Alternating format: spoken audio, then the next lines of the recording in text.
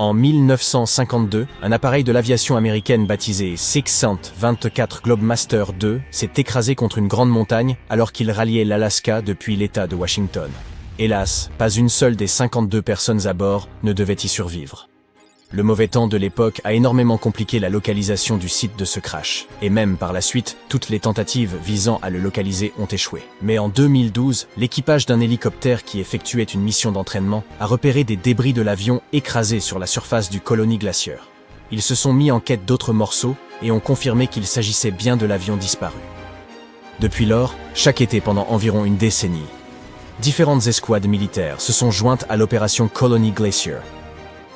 Elles sont parvenues à identifier 40 des 52 personnes qui avaient perdu la vie dans ce crash. Les soldats participant à cette mission n'envisageraient jamais d'abandonner un camarade tombé en mission et estiment qu'il est de leur devoir de ramener ceux qui n'ont pas survécu. Une autre découverte s'est produite dans les Alpes.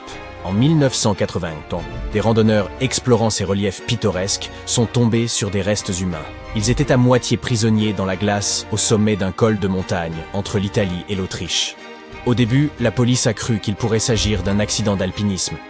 Mais en quelques semaines, les archéologues ont commencé à affirmer que cet homme pourrait avoir vécu plus de 5000 ans auparavant. On a finalement donné à cet homme congelé le surnom d'Ötzi. Il doit son nom à la vallée d'Ötztal, qui est toute proche. Il a depuis acquis une certaine notoriété comme étant la plus ancienne momie des glaces jamais découverte. L'état de congélation d'Ötzi pourrait ne pas être aussi unique que nous le pensions, et c'est là que les choses prennent un tour intéressant. Les archéologues ont justement leur propre théorie. Voyez-vous, au début, tout le monde était persuadé que la découverte des restes d'Ötzi marquait le début d'une ère plus froide, car il avait été pris dans la glace sans la moindre interruption depuis qu'il y avait laissé la vie. Pourtant, au cours des dernières décennies, les glaciers et les calottes glaciaires de par le monde fondent comme un sorbet lors d'une chaude journée d'été. Non seulement Ötzi, mais aussi d'autres reliques anciennes comme des corps, des équipements de chasse, du crottin de cheval, et même d'anciens skis ont commencé à émerger. Les archéologues soutiennent donc l'existence de sites similaires. Ils en ont trouvé bon nombre, et tous s'intègrent parfaitement dans ce champ nouveau de l'archéologie glaciaire. Il semble qu'à mesure que le monde se réchauffe, il puisse nous révéler encore bien des secrets provenant du grand froid. Passons à une autre découverte étonnante. En 2018, William Taylor et Nick Jarman exploraient les pentes enneigées des monts de l'Altaï en Mongolie et sont tombés sur un ancien trésor caché dans la glace. À l'intérieur, ils ont découvert la tige d'une flèche vieille de 3000 ans, bien préservée et ornée de marques couleur ocre. Elle était en parfait état, une rareté pour des objets aussi anciens faits de matière organique. Ils ont également trouvé d'autres fragments, comme une pointe de flèche en bronze à laquelle les bouts de tendons d'un animal étaient encore attachés. Toutes ces reliques du passé étaient restées intactes pendant des milliers d'années, car elles étaient emprisonnées dans la glace. En Mongolie, l'augmentation des températures a fait fondre des plaques de glace qui étaient restées intactes pendant des siècles. Des découvertes similaires ont été faites dans le Yukon, aux États-Unis, en Italie, en Sibérie et en Norvège. Des milliers de sites ont ainsi été identifiés. Pourtant, les chercheurs effectuent une véritable course contre la montre afin de documenter et de préserver ces reliques avant qu'elles ne soient perdues à jamais. Leur étude remet en question la définition même de ces territoires comme étant des étendues sauvages et démontre que des peuples indigènes y coexistaient avec la nature. Parfois, les gens découvrent aussi des objets du quotidien aussi simples qu'une sandale. Celle-ci, découverte sur un col de montagne du centre de la Norvège, indique que les gens utilisaient déjà cet itinéraire il y a environ 1700 ans. Cela suggère qu'il y avait moins de neige et de glace dans cette région à l'époque. La sandale, datant d'environ 300 avant Jésus-Christ, ressemble fortement aux sandales romaines de cette époque. Encore une fois en Norvège, des chasseurs ont retrouvé une épée en fer juchée tout en haut d'une montagne, à plus de 1600 mètres d'altitude. Il n'existe aucun site funéraire à proximité, et il est déroutant d'imaginer pourquoi quelqu'un aurait emmené son épée dans un endroit aussi reculé. Les archéologues suggèrent que le propriétaire aurait pu s'être perdu. Par la suite, en 2011, des objets inhabituels ressemblant à des frondes géantes ont commencé à émerger avec la fonte des glaces. La datation au carbone 14 suggère que cet objet singulier aurait été conçu aux alentours de 400 avant Jésus-Christ. Il mesure plus d'1 mètre de long et présente des entailles au couteau. Les archéologues en ont été intrigués, jusqu'à ce qu'un membre de l'équipe les reconnaisse comme une sorte de tenaille ou de pince, utilisée pour arrimer des ballots de foin ou de feuilles au traîneau. Les gens de la région utilisèrent des traîneaux à foin avec de telles pinces jusque dans les années 50, moment auquel les tracteurs sont devenus plus répandus. Remontons maintenant quelques milliers d'années en arrière. Nous pouvons facilement y parvenir, rien qu'en regardant ce mammouth laineux. Ce pachyderme ressemble un peu à un doudou tout mignon, quoique légèrement usé. Cet ancien colosse, qui a connu son apogée il y a 39 000 ans, est le mammouth le mieux conservé jamais découvert. Même son crin hirsute emblématique est étonnamment bien conservé, car il est resté piégé dans les glaces jusqu'à sa récente découverte en Sibérie. Cet animal incroyable fait beaucoup parler de lui à Yokohama, au Japon, où des scientifiques effectuent des tests qui ambitionnent de ramener cette espèce éteinte à la vie. Lorsqu'on a découvert cette femelle mammouth, on a découvert un trésor inattendu. Un échantillon de son sang préservé sous la glace. On pense donc que ce sang ancien pourrait détenir la clé de la résurrection du mammouth laineux. On a également retrouvé du tissu musculaire bien préservé. Cette femelle mammouth avait entre 50 et 60 ans lorsqu'elle a connu ce destin glacial.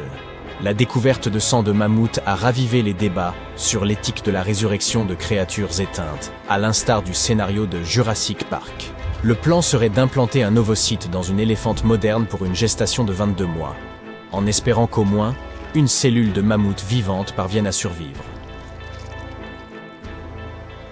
Grimpés à bord, nous retournons dans les Alpes françaises. Nous nous trouvons non loin du site où un avion d'Air India s'est tragiquement écrasé il y a 46 ans. Heureusement, nous sommes accompagnés d'un secouriste de montagne consciencieux et de son voisin. Ils se sont rendus dans cette zone après qu'un groupe de touristes ait remarqué un objet étrange sur un glacier. C'était un sac. L'ambassade indienne de Paris en a eu vent et semblait déterminée à le récupérer.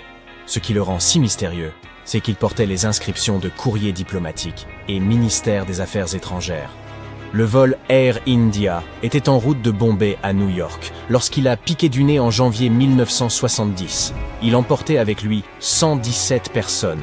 Et devinez ce qui se trouvait d'autre dans ce sac, hormis le courrier diplomatique détrempé, une pile de vieux journaux indiens. Aux côtés de ceux-ci, on a également retrouvé des morceaux de la cabine de l'avion, une chaussure esselée et un tas de câbles, des trésors pour le moins inattendus en pleine montagne. Au cours de l'été 2013, sur l'île canadienne de Ward Hunt, des scientifiques sont tombés sur un message laissé par un géologue du nom de Walker, qui l'avait placé là 54 ans auparavant. Ce message lui a servi en quelque sorte de dernier testament, car il est décédé à peine 1 mois après avoir dissimulé la bouteille dans les rochers de l'île. Le contenu du message était proprement stupéfiant.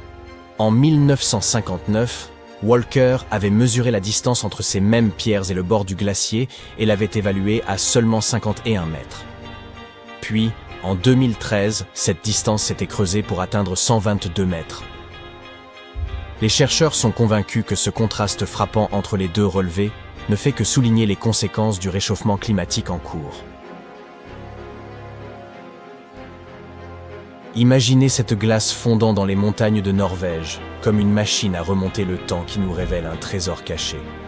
Près de 800 vestiges vikings, dissimulés depuis plus de 1000 ans, ont été ainsi découverts. Ils nous donnent un aperçu des routes commerciales florissantes de l'époque viking et du rôle crucial des cols de montagne dans ce commerce ancien.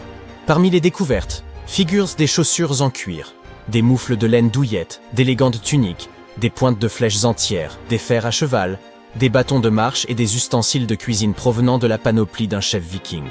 Il a même gardé quelques souvenirs de son cheval de charge.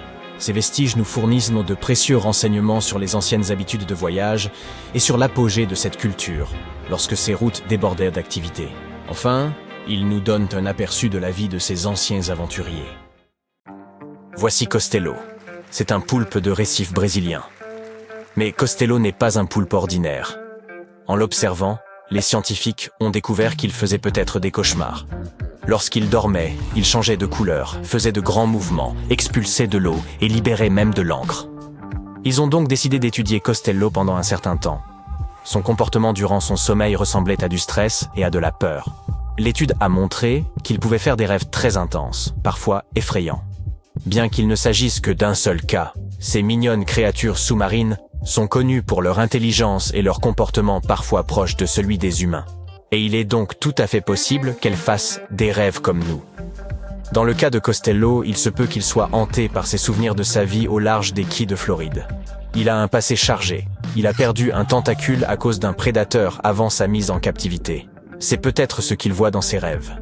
Si cette découverte s'avère exacte, elle pourrait modifier notre conception de l'intelligence et de la conscience, tant chez les animaux que chez les humains.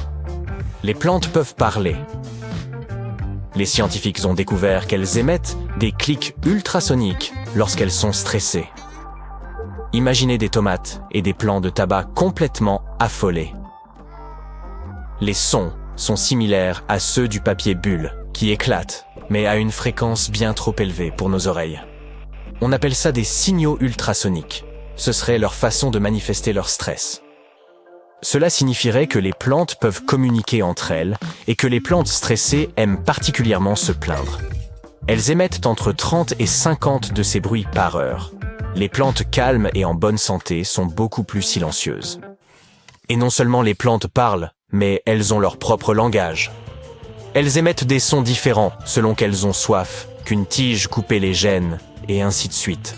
De plus, certains de ces bruits sonnent l'alarme avant même que les plantes ne montrent des signes de déshydratation, c'est-à-dire qu'elles savent que leur situation est sur le point de s'aggraver.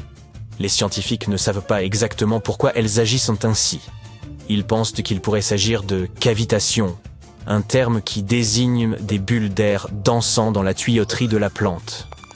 Les plantes qui chantent ces symphonies sont le maïs, le blé, le raisin et même les cactus.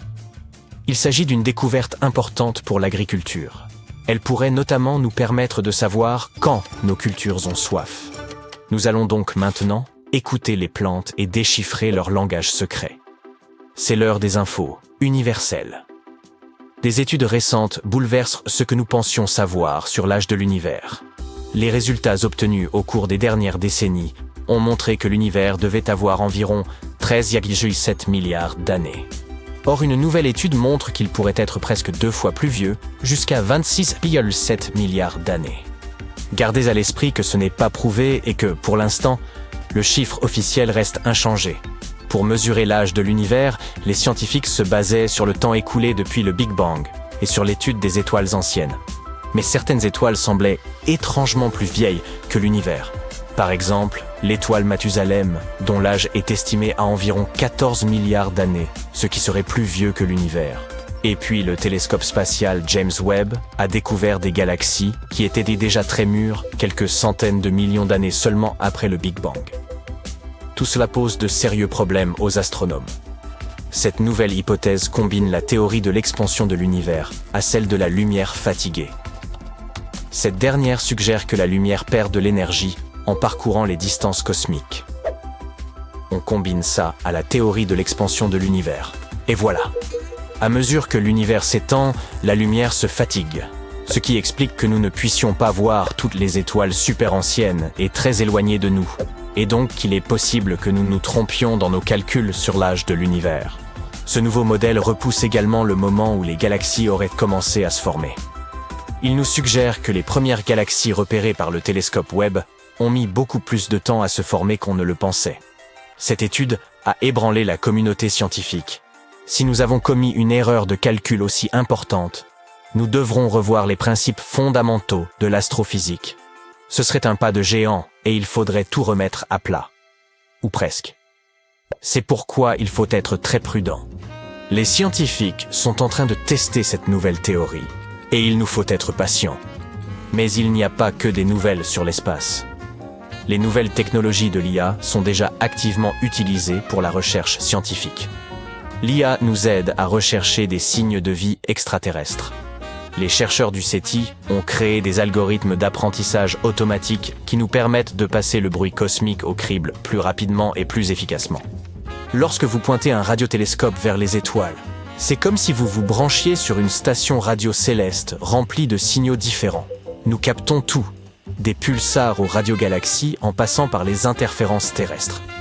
De toute évidence, il est difficile d'identifier un éventuel signal extraterrestre dans tout ce fatras. Pendant plus de 60 ans, les scientifiques ont dû faire tout ça manuellement. C'était une tâche ardue que de scruter le ciel et d'explorer les étoiles et les fréquences radio. Mais aujourd'hui, l'IA vient de nous aider.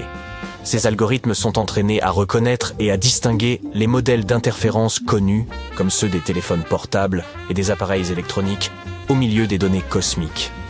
Ils repèrent tout ce qui s'écarte de ces modèles, les minuscules aiguilles dans l'immense botte de foin. Et nous avons déjà fait quelques percées. Les astronomes ont détecté 8 signaux qui ne correspondaient pas aux modèles connus. Même s'il n'est pas confirmé qu'il s'agit de vie extraterrestre, ces signaux montrent qu'il existe un grand potentiel pour la recherche future. Pour en revenir aux animaux, penchons-nous maintenant sur la Terre préhistorique. Imaginez des tortues si massives qu'elles feraient passer leurs cousines d'aujourd'hui pour de minuscules jouets. Récemment, des scientifiques sont tombés sur les restes fossilisés de l'une de ces géantes. Il s'agit d'un titan marin qui sillonnait les eaux européennes il y a environ 75 millions d'années. La découverte fut accidentelle. Un randonneur du nord de l'Espagne est tombé sur des fragments de cette créature près des Pyrénées. Cette tortue faisait la taille d'un rhinocéros, 4 mètres de long. Pour vous donner une idée, ça correspond à une voiture moyenne. Cela montre que les tailles extrêmes étaient les plus courantes avant la grande extinction. Les tortues que nous connaissons aujourd'hui, plus petites mais néanmoins toujours imposantes, ont dominé par la suite. Mais les océans étaient jadis remplis de tortues géantes qui mangeaient des mollusques et des méduses. Cette découverte remet aussi en question l'idée selon laquelle les tortues géantes ne vivaient qu'en Amérique du Nord. L'existence de cette tortue prouve que ces reptiles colossaux fréquentaient également les eaux européennes. Il ne s'agit donc peut-être que de la partie émergée de l'iceberg. Enfin, le télescope spatial James Webb de la NASA a fait une grande découverte. Il a détecté un composé carboné crucial dans l'espace. Il s'agit du cation méthyle, et cette minuscule molécule, même si elle semble insignifiante, pourrait nous aider à percer les secrets de la chimie organique interstellaire. Le carbone est incroyablement important.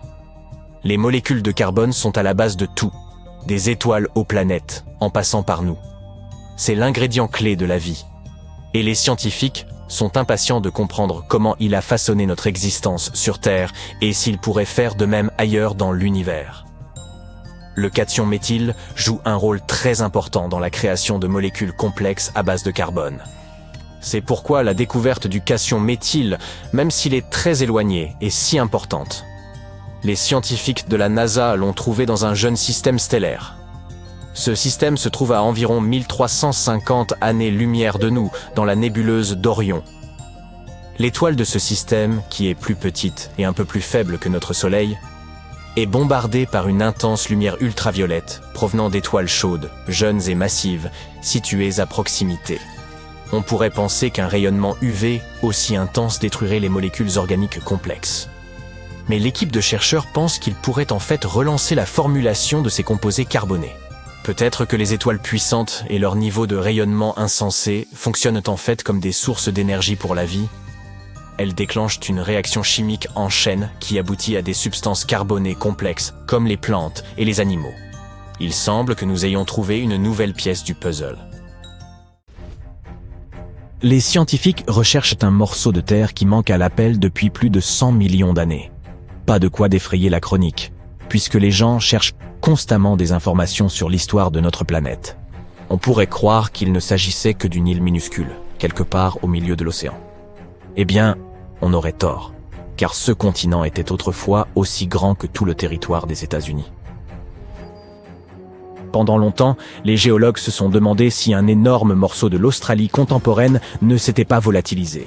Certains pensaient qu'il était simplement tapi quelque part au fond de l'océan. Mais grâce à des spécialistes néerlandais et à 7 années de recherche, nous savons désormais que des morceaux de cette terre perdue se sont retrouvés mêlés au sol des jungles luxuriantes de l'Asie du Sud-Est. Les continents que nous voyons aujourd'hui dans nos manuels de géographie sont comme des pièces de puzzle éparpillées. Vous pouvez même mener une petite expérience pour vous en rendre compte par vous-même. Trouvez une carte du monde en ligne et imprimez-la. Découpez tous les continents et amusez-vous à les rassembler. Vous remarquerez qu'ils s'emboîtent tous. La chose la plus frappante que vous verrez est probablement à quel point l'Amérique du Sud s'adapte parfaitement aux côtes de l'Afrique. Si vous comblez les océans qui se sont formés au cours des 200 derniers millions d'années, les continents semblent former une gigantesque lettre C. Et ce C est ce que les spécialistes appellent le supercontinent de la Pangée. Il flottait dans un océan appelé Pantalassa, et la partie intérieure de cette lettre C englobait une étendue d'eau plus petite appelée Thétis. C'est dans ce petit océan que les choses se corsent un peu.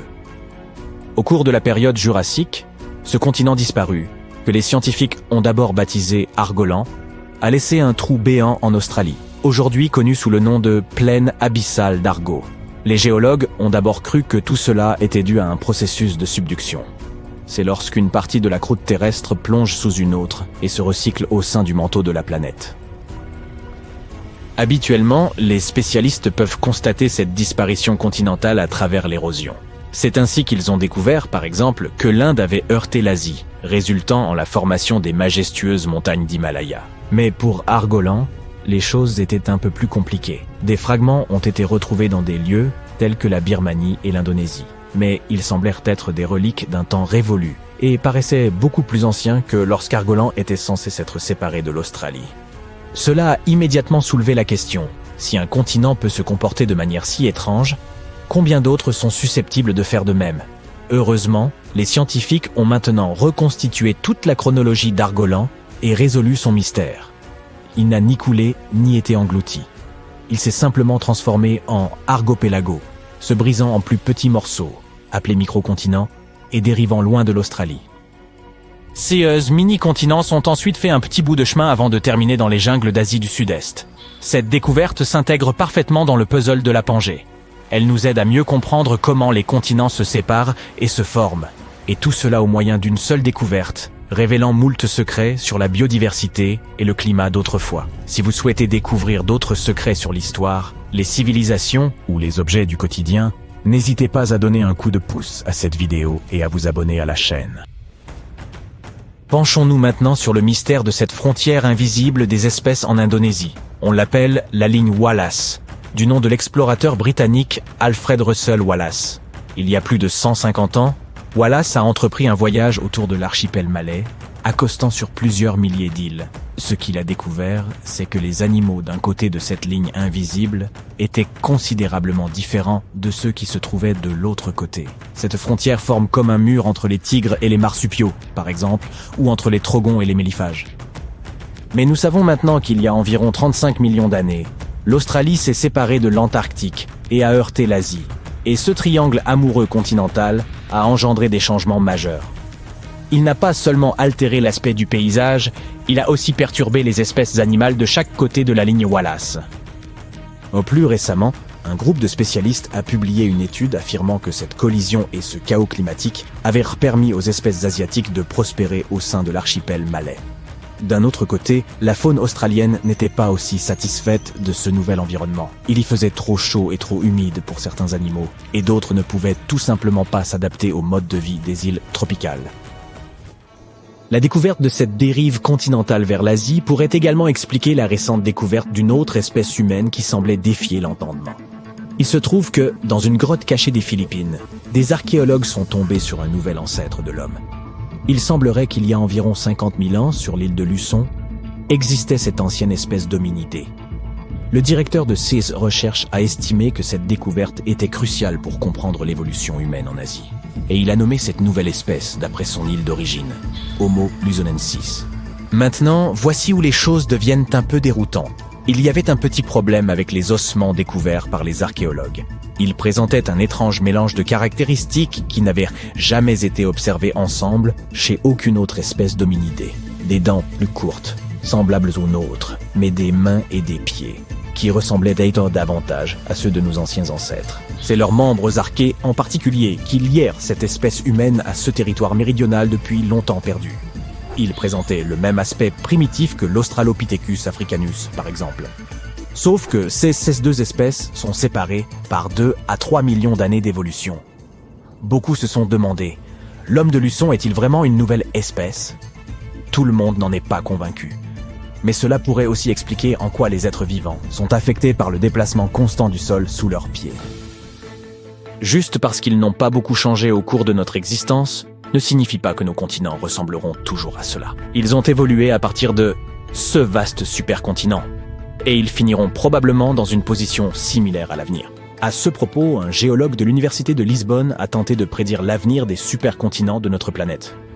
Comme point de départ, il s'est rapporté au fameux tremblement de terre qui a frappé le Portugal en 1755, au cours duquel les plaques tectoniques se sont comportées un peu différemment de l'accoutumée. Après des années de recherche, il a formulé une théorie en 2016. Il pensait que les sutures qui existent entre ces plaques tectoniques pourraient-ils se désagréger, préparant le terrain pour une déchirure plus importante. C'est comme lorsque le verre se fissure entre deux trous dans le pare-brise d'une voiture. Si cela se produisait, une zone de subduction pourrait s'étendre de la Méditerranée jusqu'à l'Irlande, apportant son lot de volcans, de tremblements de terre et de nouvelles montagnes à ces régions. Si tout se déroulait ainsi, l'océan Atlantique disparaîtrait, tout comme le Pacifique, pour se fondre en une seule grande étendue d'eau. Au lieu des 6 continents que nous connaissons aujourd'hui, nous obtiendrions un nouveau supercontinent baptisé Orica parce qu'il engloberait aussi bien l'Australie que l'Amérique. Ce n'est pas le seul scénario possible cependant. Novo Pangaea pourrait en être un autre, et il est facile à prévoir. L'Atlantique resterait ouvert, et le Pacifique serait clos. Vient ensuite le scénario du continent d'Amasia. Dans son cas, il faudrait imaginer que l'océan Arctique se referme et que l'Atlantique et le Pacifique restent ouverts. Tout se déplacerait vers le nord autour du pôle, sauf l'Antarctique. Un dernier scénario est connu sous le nom de Pangea Ultima. Si la dérive des continents ralentissait dans l'Atlantique, une nouvelle plaque de subduction apparaîtrait sur la côte est des Amériques. Quoi qu'il en soit, si tous les continents entrent à nouveau en collision dans le futur, certains disent que ce ne sera pas une partie de plaisir. On estime que d'ici près de 250 millions d'années, nous aurons l'impression d'être emprisonnés dans un sac plastique étouffant et moite. Étrangement, ce sac restera quand même l'endroit le plus agréable où vivre sur Terre. Les zones côtières, quant aux terres intérieures, elles seront brûlantes, comme un désert ardent. Nombre d'espèces animales que nous connaissons aujourd'hui n'y survivront pas. Quant à nous autres humains, nous devrons faire preuve de créativité si nous voulons survivre à cette chaleur. Nous devrions nous estimer heureux, néanmoins. 16 projections numériques nous permettent de tester toutes sortes de théories intéressantes. Comment ces supercontinents perturberaient les marées, par exemple. En envisageant nos futurs voyages dans l'espace, de tels modèles peuvent nous aider à comprendre le climat des exoplanètes. Autrement dit, celles qui se situent en dehors de notre système solaire. Les archéologues égyptiens ont récemment fait une découverte extraordinaire près du Caire. Roulement de tambour, s'il vous plaît. La momie la plus ancienne et la plus complète jamais mise au jour dans le pays. Cette momie, vieille de 4300 ans, a été trouvée dans un ensemble de tombes près de la pyramide à degré de Djéser, datant de l'ancien empire égyptien. Elle était recouverte de couches d'or. L'équipe a également découvert plusieurs autres tombes, dont une appartenant à un haut dignitaire égyptien et une autre à un gardien des secrets, qui présidait aux cérémonies. Une autre tombe intéressante était celle d'un scribe, qui contenait les plus grandes statues jamais découvertes dans la région. Ce vaste site funéraire abrite également plus d'une douzaine de pyramides et de lieux de sépulture.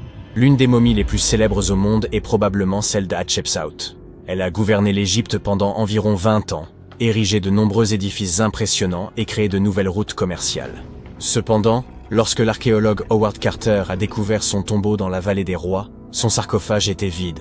Carter a néanmoins trouvé 2 cercueils dans une autre tombe, dont l'un appartenait à la nourrice d'Hatshepsut et l'autre à une femme inconnue.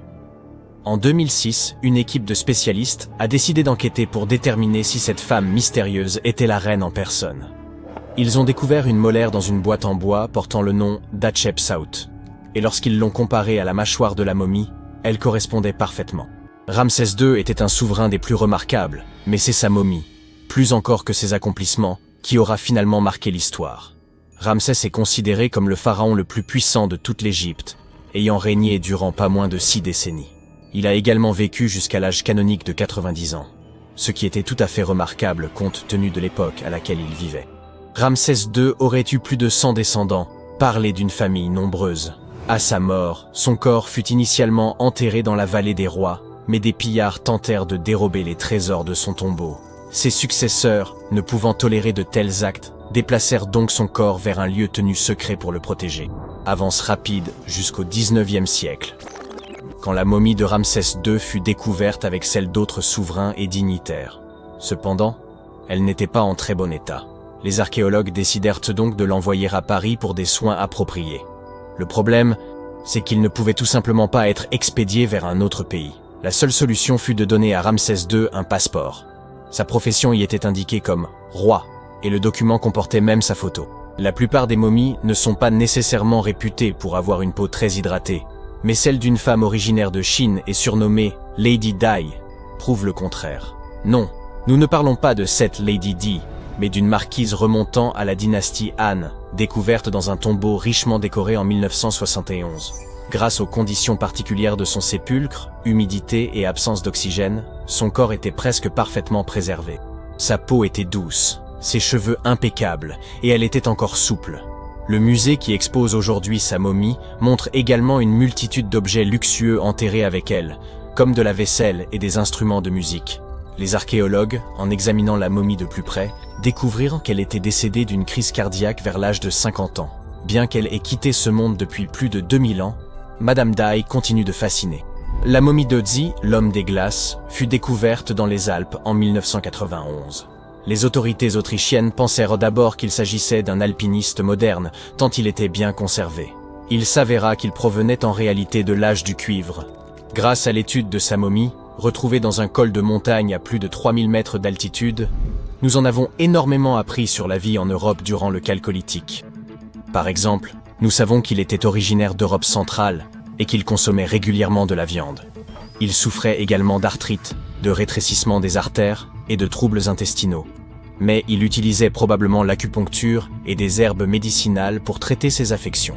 Apparemment, il était aussi très habile de ses outils. Il les avait aiguisés quelques jours à peine avant sa mort prématurée. Peut-être anticipait-il des ennuis? Ou se préparait-il simplement pour une tâche de routine? Le roi Toutankhamon et son histoire figurent parmi les plus célèbres de toutes les momies d'Égypte. Ce pharaon est décédé à l'âge précoce de 19 ans, il y a plus de 3 millénaires, mais sa momie reste l'une des plus emblématiques au monde. Lorsque son tombeau a été ouvert en 1922, l'excitation était à son comble car il était encore intact, contrairement à de nombreux autres tombeaux royaux. Il contenait des sarcophages somptueusement ornés, dont un en or massif. Non seulement le tombeau de Toutankhamon nous a offert un aperçu de l'histoire de l'Égypte ancienne, mais sa momie nous a également beaucoup appris sur l'époque dans laquelle il vivait. L'analyse de son ADN a permis d'identifier ses parents et a révélé que le pharaon souffrait d'une rare maladie osseuse qui aurait pu le rendre invalide. Ginger est probablement l'une des momies les plus fascinantes dont vous entendrez jamais parler. Il ressemble à un voyageur temporel venu d'il y a 5000 ans, arborant encore ses cheveux dorés et ses ongles parfaitement préservés. Ginger a été découvert en Égypte et est considéré comme le corps momifié le plus ancien jamais découvert. Avant que les Égyptiens ne maîtrisent l'art de la momification, ils plaçaient les corps dans des tombes peu profondes dans le sable chaud et sec. Comme ce dernier absorbait toute l'eau, les bactéries ne pouvaient ne pas se reproduire, et le corps était ainsi préservé naturellement.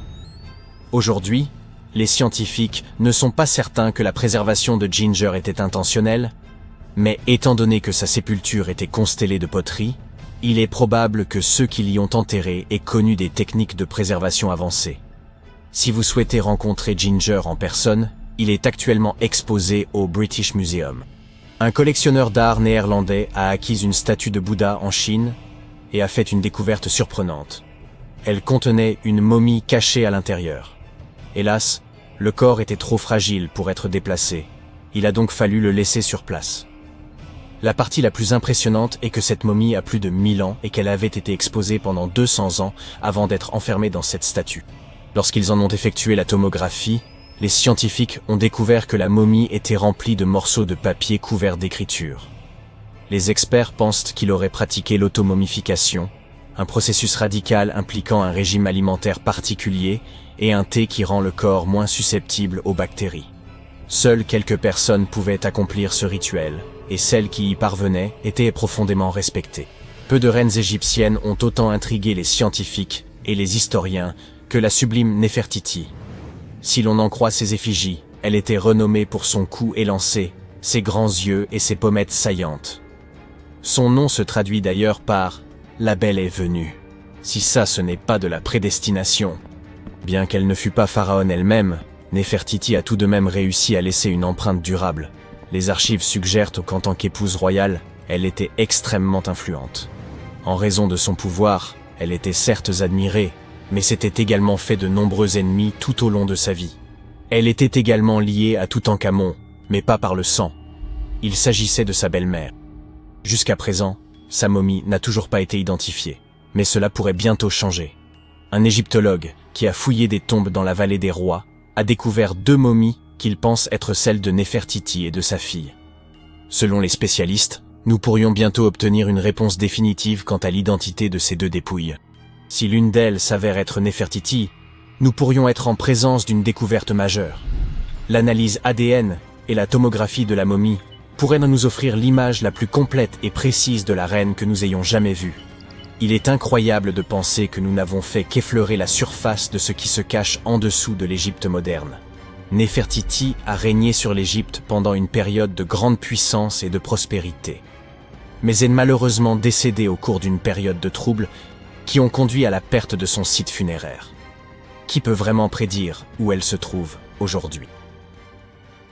Une découverte macabre a été faite en Égypte il y a quelques années. Vous voulez en savoir plus? 16 mains humaines, soigneusement enterrées dans 4 fosses sinistres. À première vue, elles ne ressemblaient pas vraiment à des mains humaines, car elles étaient anormalement grandes. Mais c'étaient bien des mains d'hommes. Bizarrement, il n'y avait que des mains droites, aucune main gauche. Et nous avons découvert qu'un ancien rituel très sombre avait eu lieu à cet endroit. L'art et les contes de l'Égypte ancienne parlent d'une cérémonie au cours de laquelle les guerriers présentaient la main droite de leurs adversaires comme preuve de leur victoire et demandaient de l'or en échange. Les Égyptiens croyaient en une vie après la mort, et couper la main de quelqu'un revenait à lui ôter son pouvoir pour l'éternité. S'assurer ce type de victoire était intéressant pour les guerriers. Dans le cas qui nous occupe, le combat avait opposé les Égyptiens aux Hyksos, qui vivaient dans ce qui s'appelait autrefois Canaan. L'Égypte a souvent été le théâtre de découvertes qui ont marqué l'histoire. Et il y a quelque temps, ce papyrus a été retrouvé. Quand on le déploie, il est un peu plus grand qu'un gratte-ciel. Le plus petit gratte-ciel du monde, d'accord. Celui de Wichita Falls, au Texas. À l'époque, les humains n'écrivaient pas sur leur téléphone, ils écrivaient sur cette chose, fabriquée à partir de la moelle du souchet papyrus. Il y a environ 2000 ans, les anciens Égyptiens ont composé quelque chose qui ressemble à un livre. Ils y ont décrit la plupart de leurs traditions funéraires et leur vision de l'au-delà. Ce manuscrit est considéré comme l'un des textes les plus importants de l'Égypte ancienne et il est encore vendu en librairie à ce jour. Il a été exhumé d'une chambre située juste au sud de la pyramide de Djeser, à Saqqara. Eh oui, Djeser est la pyramide la plus ancienne d'Égypte. Ce ne sont pas celles de Gizeh, comme le pensent la plupart des gens. Récemment, le site de Saqqara a été pris d'assaut par des archéologues super enthousiastes qui ont trouvé l'une des plus anciennes momies intactes d'Égypte. Ils pensent que cette momie bien conservée est la dépouille d'un homme fortuné. Elle a été découverte dans un puits profond, recouverte de plusieurs couches de feuilles d'or. De nombreux symboles montrent qu'il s'agissait d'un homme important et riche, comme le bandeau qu'il porte sur la tête, le bracelet sur sa poitrine et le fait qu'il ait été embaumé avec une tunique, ce qui était réservé à la fine fleur de l'Égypte. Mais le plus cool dans cette découverte, c'est que le lieu de repos était toujours scellé au mortier, soit dans l'état dans lequel les Égyptiens l'avaient laissé il y a 4300 ans. Cela peut paraître étrange, mais en 2008, des archéologues ont découvert une pyramide manquante. Elle a disparu parce qu'elle s'est tout simplement détériorée en l'espace de 4000 ans. Aujourd'hui, on ne voit plus que sa base. C'était un site très important dans l'Antiquité. On dit qu'autour de la pyramide, les anciens organisaient une cérémonie très particulière, au cours de laquelle les grands prêtres portaient les restes momifiés de taureaux sacrés. Voici un fait amusant. Les anciens Égyptiens croyaient que les taureaux étaient des incarnations terrestres de la divinité de la ville de Memphis et qu'ils étaient liés au rite de fertilité. Mais il ne s'agissait pas de n'importe quel taureau. Ils devaient être entièrement noirs, avec une seule marque blanche entre les cornes et tout un tas de caractéristiques très spécifiques. Ils étaient sélectionnés par les prêtres locaux et honorés jusqu'à leur mort. Ensuite, ils étaient momifiés et enterrés dans des galeries souterraines. Cette pyramide manquante a disparu vers le XVIIIe siècle. C'est un archéologue allemand qui l'a découverte pour la première fois dans le village de Saqqara. Il l'a nommée la pyramide décapitée lorsqu'il l'a vue pour la première fois. Mais des années après sa découverte officielle, le sable du désert est venu la recouvrir. On a procédé à quelques fouilles, entre le 19e et le 20e siècle, mais pas de manière systématique. C'est pourquoi les scientifiques ont été très contents le jour où ils ont déterré la base entière de la pyramide après avoir retiré le monticule de sable de 8 mètres qui la recouvrait. Et saviez-vous que des archéologues américains fouillaient un cimetière égyptien qui pourrait contenir plus d'1 million de corps momifiés? Jusqu'à présent, les archéologues ont déterré environ 1700 momies. L'une des principales différences avec les autres momies égyptiennes classiques est que ces personnes n'étaient ni des rois ni des pharaons. C'étaient des gens du peuple ayant vraisemblablement vécu il y a 1500 ans, lorsque l'Égypte était contrôlée par les empires romains et byzantins. Le nom du cimetière est intéressant, la voie du buffle d'eau, au cas où vous voudriez y jeter un coup d'œil lors de votre prochain voyage. Outre les taureaux et les buffles, les Égyptiens de l'Antiquité aimaient aussi les babouins. Y a-t-il une logique dans tout ça? Au début du XXe siècle, des archéologues ont découvert un site rempli de babouins momifiés dans un endroit appelé la vallée des singes. Un animal n'aurait pas été momifié s'il n'était pas considéré comme important. Certains animaux étaient plus importants que d'autres, car ils étaient liés à des divinités spécifiques. Les chacals étaient liés à Anubis, l'ancien dieu de l'au-delà. Quant aux chats, ils étaient assimilés à la divinité féminine Bastet. Les babouins étaient très importants, car on pensait qu'ils étaient liés à Thoth, la divinité de la sagesse et conseiller de Ra, l'une des divinités suprêmes de l'Égypte. Les archéologues ont découvert que ces babouins n'étaient pas très heureux. Ils pensent qu'on les gardait à l'intérieur et qu'ils furent privés de la lumière du soleil pendant la majeure partie de leur vie. Ils souffraient d'une grave carence en vitamine D et étaient mal nourris. Peut-être que Thoth s'est mis en colère contre les gardiens de ces babouins, simple supposition. Les archéologues ne s'ennuient jamais en Égypte. Ils ont également trouvé des momies humaines avec des langues en or. Les Égyptiens étaient très attachés à la vie après la mort, et ils pensaient qu'avoir une langue en or pouvait aider une personne à parler une fois passée de l'autre côté. Un peu difficile sans doute, mais pourquoi pas. Certaines de ces momies furent placées dans des cercueils en bois avec des objets tels que des colliers, des poteries, des objets en or en forme de fleurs de lotus et de scarabées, et des iPhones. Je plaisante. Un nouveau temple a également été exhumé récemment en Égypte. Les scientifiques pensent qu'il était consacré à Zeus Cassios. Cette divinité serait un croisement entre Zeus, la toute-puissante divinité grecque, et le mont El-Kas. En fouillant la péninsule du Sinaï, en Égypte, les archéologues sont tombés sur 2 colonnes de granit rose qui sortaient du sol. Et bingo! Ils pensent que ces colonnes représentaient la porte d'entrée du temple et qu'elles se sont effondrées lors d'un tremblement de terre il y a de nombreuses années. Et puisqu'on parle de divinité, certaines sont moins sérieuses que d'autres. Récemment, des scientifiques ont déterré un anneau d'or dans une ville située au sud du Caire. Non, Frodon, il n'est pas magique. Il s'agit d'un anneau en or, tout ce qu'il y a de plus normal, sauf qu'il est orné de la figure de la divinité de l'amusement, qu'on appelle Bès.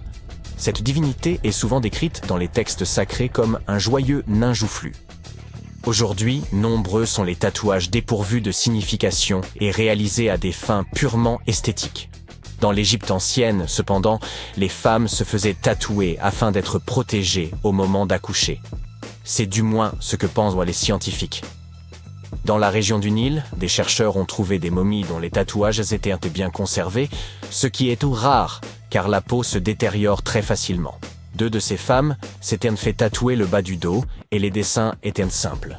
Il y avait surtout des images, dont celle du nain joufflu dont nous venons de parler, Bès. Protéger les femmes lors de leur accouchement était donc apparemment son hobby. Me croiriez-vous si je vous disais que les anciens Égyptiens ont inventé les robots? Non. En effet, ce n'est pas tout à fait vrai. Bien sûr, c'étaient des astronomes, des mathématiciens et des ingénieurs. Mais ils sont également les auteurs d'une invention farfelue, une divinité automatisée que les scientifiques appellent Hathor. Cette statue en bois se trouvait depuis des années au Metropolitan Museum of Art, jusqu'à ce que quelqu'un remarque qu'elle avait un secret. À l'aide d'un scanner à rayon X, les spécialistes ont découvert un système mécanique à l'intérieur de la statue. L'axe en forme de poulie va de l'épaule de la statue à sa jambe gauche. Lorsque le système tourne, la statue lève et abaisse sa main, comme pour dire bonjour. Avez-vous déjà vu des balles de cricket âgées de 3 milliards d'années? Les sphères de Klerksdorp, découvertes dans des dépôts de pyrophilite en Afrique du Sud, ont secoué la communauté scientifique. Elles ressemblent en effet à de petites balles de cricket anciennes, avec des lignes similaires à des coutures autour du milieu. Dans les années 80, certains ont prétendu que ces sphères avaient été fabriquées par une civilisation antédiluvienne dont nous ignorions tout. Un conservateur de musée a même raconté qu'elles tournaient d'elles-mêmes dans leurs vitrines. Et une émission de télévision a également invité un voyant qui affirmait que ces sphères étaient les fragments d'un ancien vaisseau spatial. Mais selon les géologues, ces sphères sont en fait des concrétions assez courantes, ou des objets sphériques formés à partir de minéraux différents de ceux de la roche environnante. Ces lignes semblables à des coutures ne sont que les empreintes des couches de la roche d'origine accumulées au fil du temps. Les sphères de Klerksdorp présentent différentes formes, allant de sphères légèrement aplaties à des disques distincts. Concernant l'épisode où l'une de ces sphères aurait tourné d'elle-même, le conservateur du musée de Klerksdorp a également apporté une clarification. Il a expliqué que lorsqu'il avait placé l'une des sphères en vitrine lors de la visite d'un journaliste, cette dernière avait légèrement pivoté en raison de sa forme. De plus, la région où se trouve le musée subit fréquemment des secousses dues aux activités minières à proximité.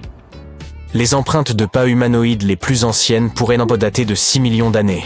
Elles ont été découvertes sur l'île de Crète en 2002. Si cette datation est correcte, cela signifierait que les ancêtres des premiers humains auraient pu migrer entre l'Europe et l'Afrique beaucoup plus tôt que nous ne le pensions auparavant. Cela ne remet pas en cause l'Afrique en tant que berceau de l'humanité, mais pourrait simplement prouver que nos ancêtres primitifs se déplaçaient déjà entre les continents. Certains chercheurs pensent que ces empreintes auraient été laissées par une créature bipède, possiblement liée à un ancêtre humain surnommé El Greco. D'après les scientifiques qui les ont étudiées, ces empreintes présentent une forme très similaire à celle de l'homme, avec 5 orteils et un gros orteil parallèle. Toutefois, certains demeurent sceptiques et suggèrent que ces empreintes appartiendraient plutôt à un singe européen tardif. Une nouvelle étude a analysé des micro-organismes marins fossilisés dans les roches sédimentaires pour dater ces empreintes et confirmer qu'elles remontent effectivement à 6 millions d'années. La prochaine découverte fascinante qui captive les scientifiques est le pot de Dorchester. Ce récipient de métal, magnifiquement façonné, est orné de motifs géométriques élaborés en argent. Découvert à Dorchester, quelle surprise, en 1852, dans des circonstances plutôt inhabituelles, le pot s'est brisé en 2 morceaux lors d'une puissante explosion. Les scientifiques pensent qu'il était à l'origine encastré dans une roche ou un bloc connu sous le nom de poudingue. La roche d'où provient le pot de Dorchester date d'environ 500 millions d'années, ce qui pourrait indiquer que le pot lui-même est tout aussi ancien. Toutefois, la théorie actuelle, et bien moins excitante, suggère que le pot de Dorchester ne serait qu'un bougeoir de l'époque victorienne. Ces objets étaient très en vogue à l'époque. Il n'est donc guère surprenant de retrouver un article aussi sophistiqué de cette période. Le pot de Dorchester appartient à la catégorie des objets manufacturés incongrus. Ce sont des objets qui semblent bien trop avancés pour l'époque à laquelle ils sont censés appartenir. Si nous acceptons que le pot ait 500 millions d'années, cela signifie que son créateur était très en avance sur son temps en termes d'artisanat et de technologie. Un mystère supplémentaire est que le pot porte la gravure d'une plante probablement disparue de la Terre il y a plus de 100 000 ans, renforçant l'hypothèse de son incroyable ancienneté. Enfin, il semble que la plus ancienne carte d'Europe soit une pierre vieille de 4000 ans. Cette dalle de l'âge du bronze, découverte en France en 1900 dans un ancien cimetière, présente des gravures représentant en 3 dimensions le réseau du fleuve Odet, et ce avec une précision remarquable d'environ 80% sur une distance de 29 km. Il existe d'autres cartes gravées dans la pierre à travers le monde, mais celle-ci est unique, car elle représente une zone spécifique à l'échelle. Les gravures de la dalle ne cartographient pas seulement les rivières et les collines, mais aussi les peuplements, les tumulus et les systèmes agraires. Les archéologues affirment que cette dalle n'était pas utilisée pour se repérer, mais plutôt pour symboliser un certain pouvoir. Les marques détaillées qui s'y trouvent auraient pu servir à représenter le domaine de la tribu dominante afin d'illustrer son contrôle sur le territoire. Lorsque leur chef a perdu le pouvoir, cette dalle a probablement été réutilisée comme partie d'une chambre funéraire. Cet artefact unique était conservé dans la cave d'un musée et pendant des décennies, il est resté inaperçu jusqu'à ce que plusieurs chercheurs, en lisant d'anciens rapports à son sujet, décident de l'examiner. Ils ont mené une analyse détaillée en utilisant des techniques 3D. Leurs recherches ont ainsi prouvé que les créateurs de cette dalle avaient non seulement gravé des lignes dans la roche, mais aussi modifié sa surface pour refléter avec une grande précision la topographie du paysage. Le cube de Salzbourg, également connu sous le nom de fer de Wolfsegg, a été découvert à la fin du XIXe siècle en Autriche. Ne vous laissez pas tromper par son nom, car il ne ressemble pas du tout à un cube. C'est plutôt un objet arrondi avec deux côtés plats. Au milieu se trouve une rainure, et sa surface est couverte de fossettes et de cratères. Cette apparence unique a conduit beaucoup de monde à penser qu'il pourrait s'agir d'un objet extraterrestre. Des ouvriers ont accidentellement découvert cet artefact en faisant éclater une veine de charbon estimée à plus de 60 millions d'années. Le cube de Salzbourg a été déplacé entre différents musées, a mystérieusement disparu au début du XXe siècle, puis a finalement réapparu. Un professeur de l'université de Bonn a suggéré qu'il pourrait provenir d'une météorite. Cependant, aucune trace d'éléments normalement présents dans les météorites, comme le cobalt ou le nickel, n'a été trouvée. Les chercheurs ont ensuite pensé qu'il pouvait s'agir d'un objet fabriqué par l'homme, un bougeoir de l'époque victorienne, qui sait. Personne ne connaît la véritable histoire de ce cube, pas plus que son emplacement actuel. Eh oui, il a de nouveau disparu. Avez-vous entendu parler de l'empreinte de Meister ? Il s'agit d'une empreinte de sandales fossilisées découverte en 1968 qui a suscité énormément d'intrigues. Un trilobite se trouve à l'intérieur de l'empreinte. Or, ces créatures sont censées avoir disparu environ 500 millions d'années avant l'apparition de l'homme. Cependant, de nombreux historiens pensent que cette datation est exagérée. Lorsque Meister a découvert le fossile, celui-ci a été authentifié. Toutefois, le scientifique qui a procédé à cette authentification n'a pas confirmé qu'il s'agissait d'une empreinte de sandales humaines. Il a seulement reconnu la présence d'un trilobite. Un autre scientifique, en visitant le site, a découvert une empreinte de 15 cm qu'il pensait être celle d'un mocassin d'enfant, bien que ses chaussures aient semblé neuves. Alors, pourrait-il s'agir d'une trace de voyage temporel, d'un signe que les humains existaient des millions d'années plus tôt que nous ne le pensions, ou d'une preuve que quelqu'un d'autre a visité notre Terre primitive ? Ou peut-être est-ce simplement une formation rocheuse qui ressemble à une trace de sandales ? Toutes ces questions demeurent sans réponse. En juin 1936, un couple se promenait le long de Red Creek à London, au Texas, lorsqu'ils ont découvert quelque chose d'inhabituel. Un morceau de bois émergeant d'une ancienne formation rocheuse. Environ 10 ans plus tard, leur fils curieux décida de briser la roche pour voir ce qui se trouvait à l'intérieur. Il découvrit alors un marteau qui semblait étonnamment moderne. Par la suite, un passionné d'objets insolites estima que la roche enveloppant le marteau datait de la période du Crétacé. Cela signifierait que quelqu'un aurait laissé tomber un marteau du XIXe siècle à une époque où des dinosaures comme le Triceratops étaient encore présents sur Terre. Si ce marteau datait réellement du Crétacé, cela remettrait en cause toute la théorie de l'évolution. Mais si ce marteau était moderne, cela signifierait que la formation rocheuse d'où il provenait était beaucoup plus récente que nous ne le pensions. La réponse était en réalité bien plus simple. Le marteau était effectivement moderne, et des processus géologiques l'avaient emprisonné dans la roche. Les minéraux peuvent se solidifier autour d'un objet en relativement peu de temps. Ainsi, ce marteau avait probablement été perdu par un mineur environ un siècle plus tôt, et la roche s'était formée autour de lui par la suite. Et non, ce n'était pas non plus un bougeoir de l'ère victorienne. Tu sais, la NASA n'explore pas seulement les étoiles, les planètes, les galaxies et les trous noirs. C'est difficile à croire, mais c'est vrai. L'agence américaine fait aussi des découvertes ici, sur notre planète. Alors, qu'est-ce que la NASA a découvert récemment ? Y a-t-il de la vie sous la glace ? Après avoir analysé des données, ils ont révélé que quelque chose d'incroyable se cachait sous la glace de l'Antarctique. Et cette découverte ne change pas seulement tout ce que nous savions sur l'ensemble du système hydrique de la Terre, mais elle pourrait aussi aider dans nos recherches sur la vie dans l'espace. L'existence de l'humanité pourrait dépendre de notre compréhension de l'Antarctique et de ses secrets. Ces récentes découvertes révèlent donc des informations vitales pour notre survie. Mais avant de continuer, voyons ce que tu sais de cet endroit où tout n'est que glace à perte de vue. L'Antarctique est l'un des 7 continents de la planète, situé dans l'hémisphère sud. C'est le 5e plus grand continent en termes de superficie totale. Cela signifie qu'il fait presque 2 fois la taille de l'Australie. Tu veux voir de vrais météorites? Va en Antarctique. Grâce à son climat sec, l'Antarctique est l'un des meilleurs endroits au monde pour observer l'espace. Mais ce qui est encore mieux, c'est que tu peux trouver des météorites dans la surface blanche du continent. Les scientifiques ont déjà extrait environ 45 000 météorites de la glace. Et ils pensent en avoir détecté au moins 300 000 autres. Comme il n'y a pas beaucoup de roches sur ce continent, il est assez facile pour eux de les repérer grâce à leur couleur sombre.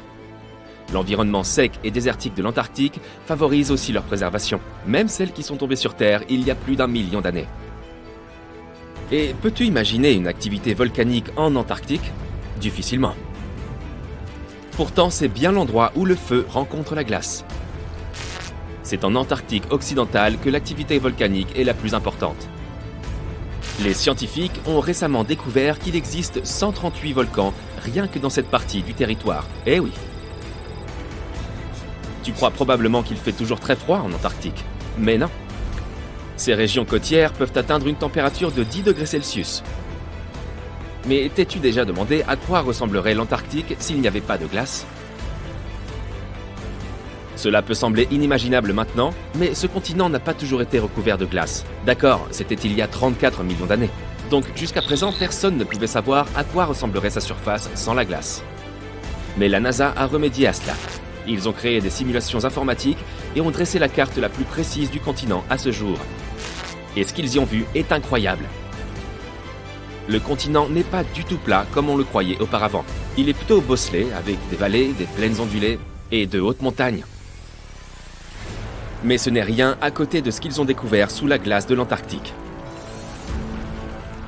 Alors, qu'est-ce que c'est? Roulement de tambour, s'il vous plaît. La NASA a trouvé 2 nouveaux lacs subglaciaires. Et ce qui est encore plus cool, c'est qu'ils ont repéré ces lacs depuis l'espace. Comment est-ce possible? Si ta réponse est grâce à des satellites high-tech, alors tu as raison. En 2003, la NASA a lancé un satellite appelé IceSat, qui a mesuré la masse de la calotte glaciaire et la hauteur des nuages et des aérosols. Le satellite a aussi permis de créer cette carte de l'Antarctique sans glace. En 2010, l'Agence spatiale européenne a lancé un 2e satellite, Cryosat 2. Son objectif, suivre les changements d'épaisseur de la glace. Puis, en 2018, la NASA en a lancé un 3e, IceSat 2, pour prendre la relève d'IceSat. Il a mesuré l'élévation de la calotte glaciaire et l'épaisseur de la glace de mer.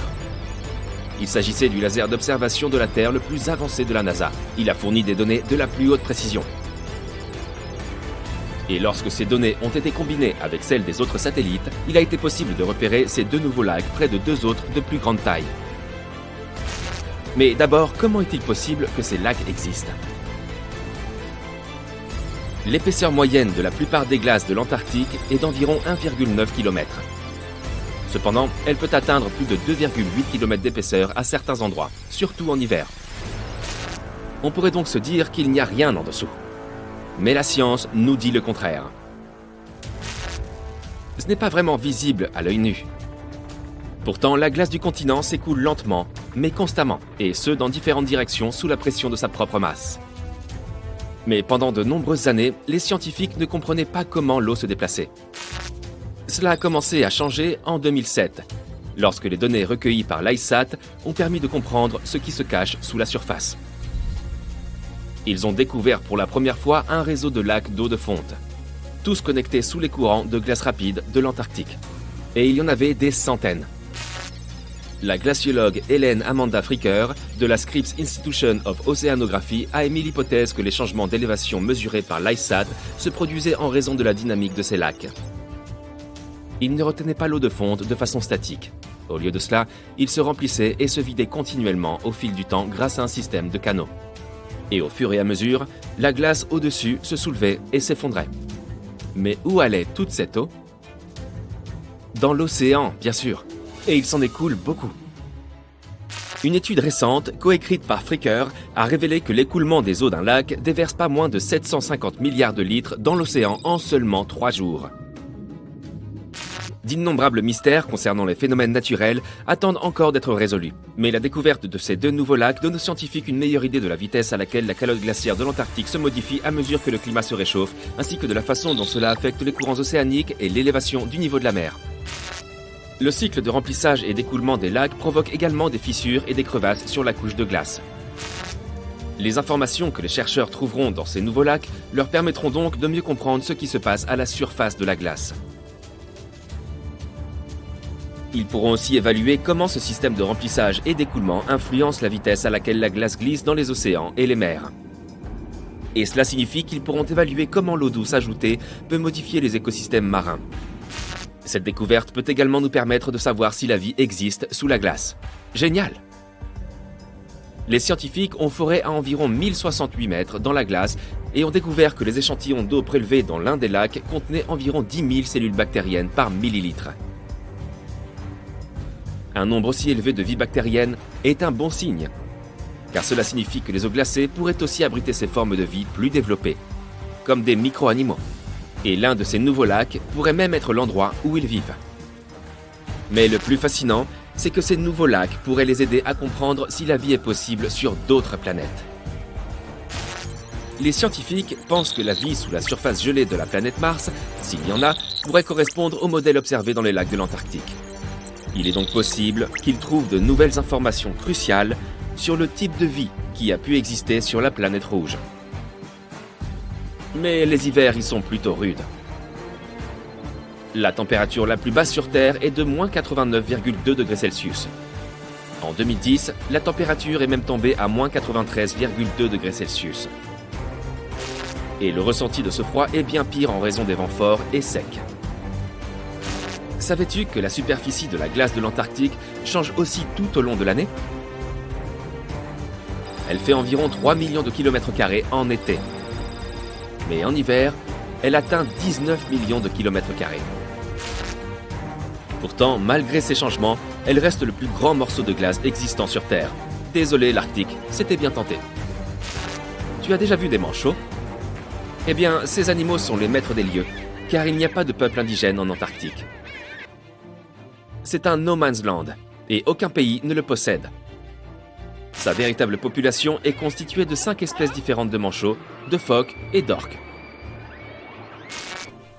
Malgré les conditions difficiles sur ce continent, tu peux aller y pêcher en touriste et y faire des recherches. Environ 5000 personnes résident sur le continent pendant l'été, dans des stations de recherche. Mais quand l'hiver arrive, ce nombre diminue bien entendu, jusqu'à un petit millier. Enfin, la couche de glace de l'Antarctique représente 70% des réserves en eau douce de la planète. Imagine ce qui se passerait si elle fondait. Le niveau des mers, partout dans le monde, augmenterait de près de 60 mètres. Partons à la découverte d'une ville entourée de montagnes et de forêts au nord de l'État de New York. Cette ville, Lake George, est située au bord d'un grand lac. Beaucoup de gens s'y rendent pour pêcher, faire du bateau et d'autres activités aquatiques. Tu peux y croiser de nombreux pêcheurs, des athlètes et ce gars qui crie sur la rive du lac. Lake George est l'un des endroits les plus populaires au nord de... Attends une seconde, quoi? Un gars qui crie? Qu'est-ce que ça veut dire? C'est bien ça. Les gens s'approchent de la rive, se tournent vers le lac et les montagnes et se mettent à crier très fort. C'est assez bizarre vu de l'extérieur. Voilà un jeune homme qui crie, puis il part. Une fille prend sa place. Elle crie, puis te propose de faire la même chose. Ok. Tu prends sa place, tu te tournes vers le lac et tu cries. Waouh! Tu entends l'écho de ta voix. C'est comme si tu avais crié dans un mégaphone géant.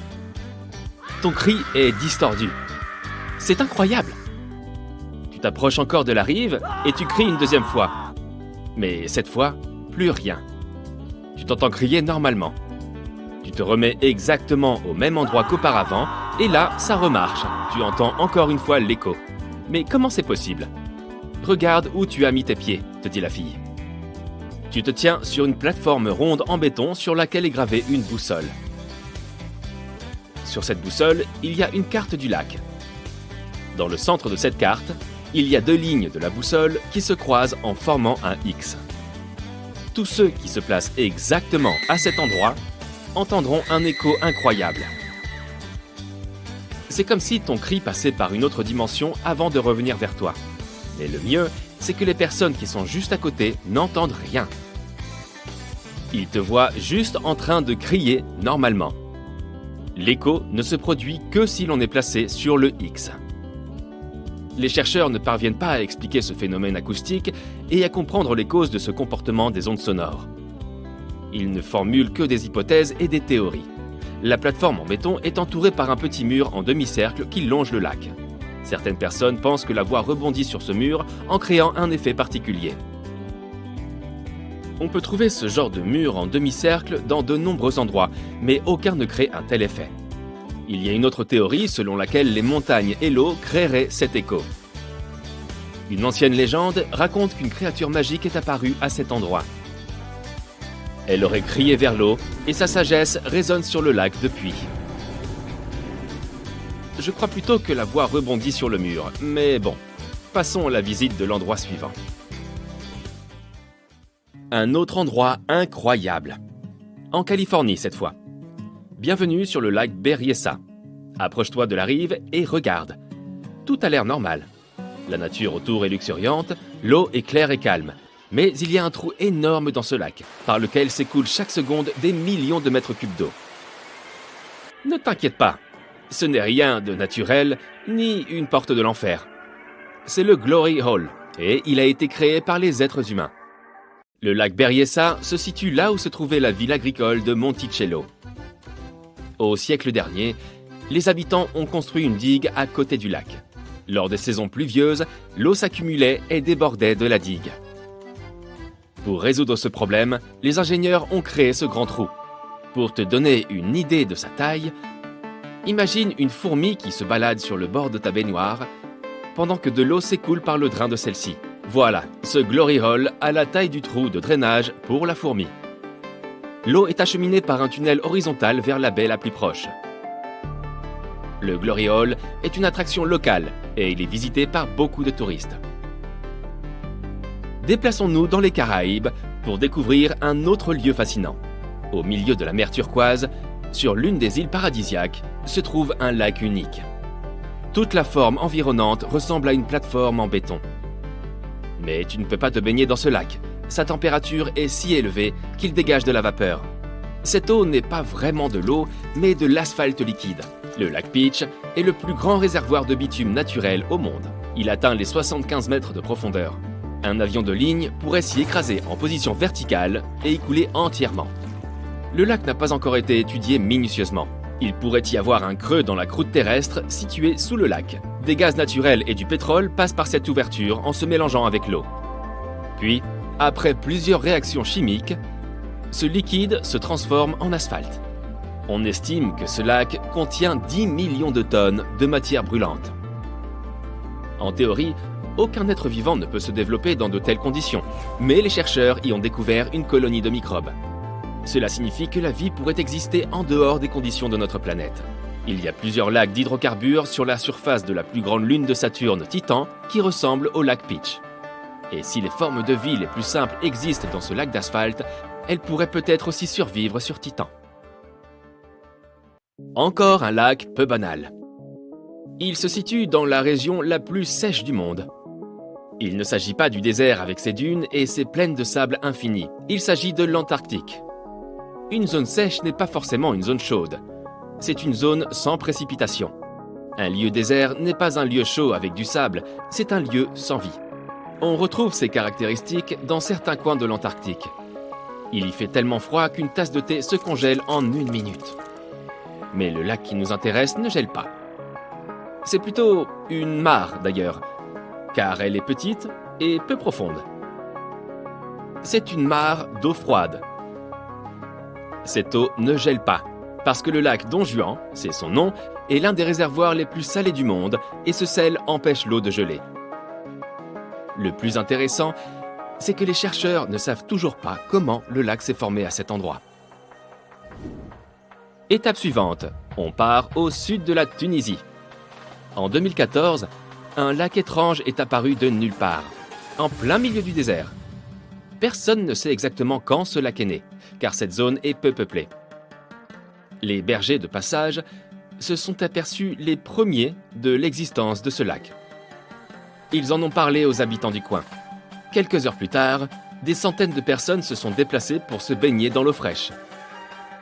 L'endroit était devenu très populaire, mais quelques jours plus tard, un phénomène étrange s'est produit. L'eau était devenue vert foncé. Les habitants ne se sont pas inquiétés et ils ont continué à se baigner. Mais lorsque les chercheurs se sont intéressés à ce phénomène, ils ont immédiatement interdit la baignade. Ils ont déclaré qu'il s'agissait d'eau croupie. Ce lac ne se ressource pas grâce à des courants souterrains, ni grâce à la pluie. L'eau est d'abord devenue boueuse et sale, puis ensuite elle est devenue verte. Ce lac contenait des algues et de grandes quantités de bactéries dangereuses pour l'être humain.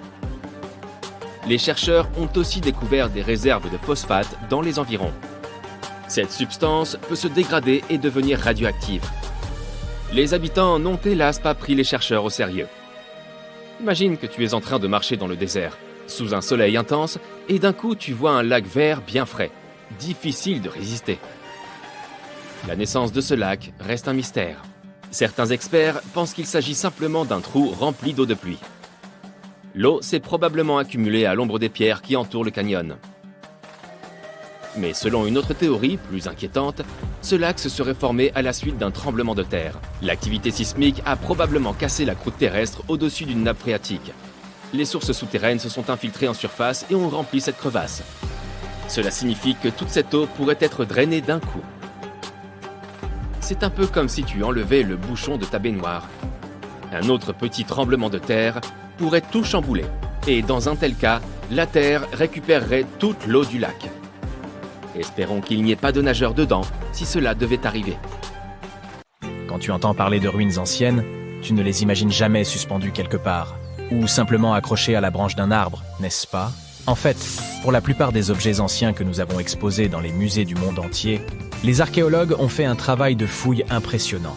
Tu vois, les bâtiments ont cette drôle de façon de se dégrader avec le temps si l'on n'en prend pas soin correctement. Parfois, nous devons réutiliser certains matériaux de construction, et une bâtisse plus ancienne peut alors être sacrifiée dans le processus. D'autres fois, les maisons sont abandonnées, et dès qu'elles sont exposées aux éléments en surface, comme la pluie ou le soleil, elles n'ont plus aucune chance. Certaines s'écroulent tout simplement sous l'effet de la bonne vieille érosion. La seule façon pour un édifice de survivre à l'épreuve du temps est d'être enterré en profondeur. Mais comment ces architectures finissent-elles par être enterrées? C'est une véritable comédie d'erreurs. Les villes anciennes avaient l'habitude d'élever progressivement le niveau de leur sol, comme un enfant qui ajoute des garnitures à sa coupe glacée. En effet, ces colonies étaient toujours occupées à collecter de la nourriture et des matériaux de construction pour faire face à l'augmentation constante de leur population. Mais qui a le temps de s'occuper des déchets et des ordures? À l'époque, ce n'était pas vraiment une priorité sur leur liste de tâches. Ainsi, lorsqu'il s'agissait de construire de nouvelles maisons, les civilisations anciennes économisaient leur sueur et leurs larmes, en empilant les décombres et en construisant directement dessus. Mais ce n'est pas tout. De temps en temps, les rivières entrent en crue et déposent une couche de sédiments sur le sol des villes. Cela a pour effet d'encapsuler encore davantage ces anciennes constructions. Et dans les régions sèches, comme le désert, où le vent aime à montrer ses mouvements de danse de sable et de poussière, tu peux parier que c'était une lutte constante pour garder les établissements propres. Un exemple hilarant est celui du Sphinx, dont la tête était enfouie dans le sable jusqu'à ce qu'un groupe d'archéologues le mette au jour en 1917. Certaines villes anciennes ont fini par être recouvertes parce qu'elles étaient complètement abandonnées. Avec moins d'activité humaine pour contrôler leur expansion, les graines de plantes n'ont pas pu résister à l'opportunité et ont germé un peu partout. Elles ont absorbé le dioxyde de carbone de l'air et se sont développées, ajoutant de plus en plus de volume au sol. Scieuses racines effrontées ont même décidé de stabiliser le sol constitué de matière végétale en décomposition, créant ainsi plusieurs couches de terre. C'est comme si Mère Nature s'était lancée dans un ultime projet de bricolage, avec les plantes comme fidèles auxiliaires. Fouiller dans les secrets des civilisations anciennes, ce n'est pas seulement déterrer un monde perdu, c'est aussi une quête épique pour révéler les trésors cachés sous les couches de l'histoire. Mais comment les archéologues savent-ils d'abord où creuser?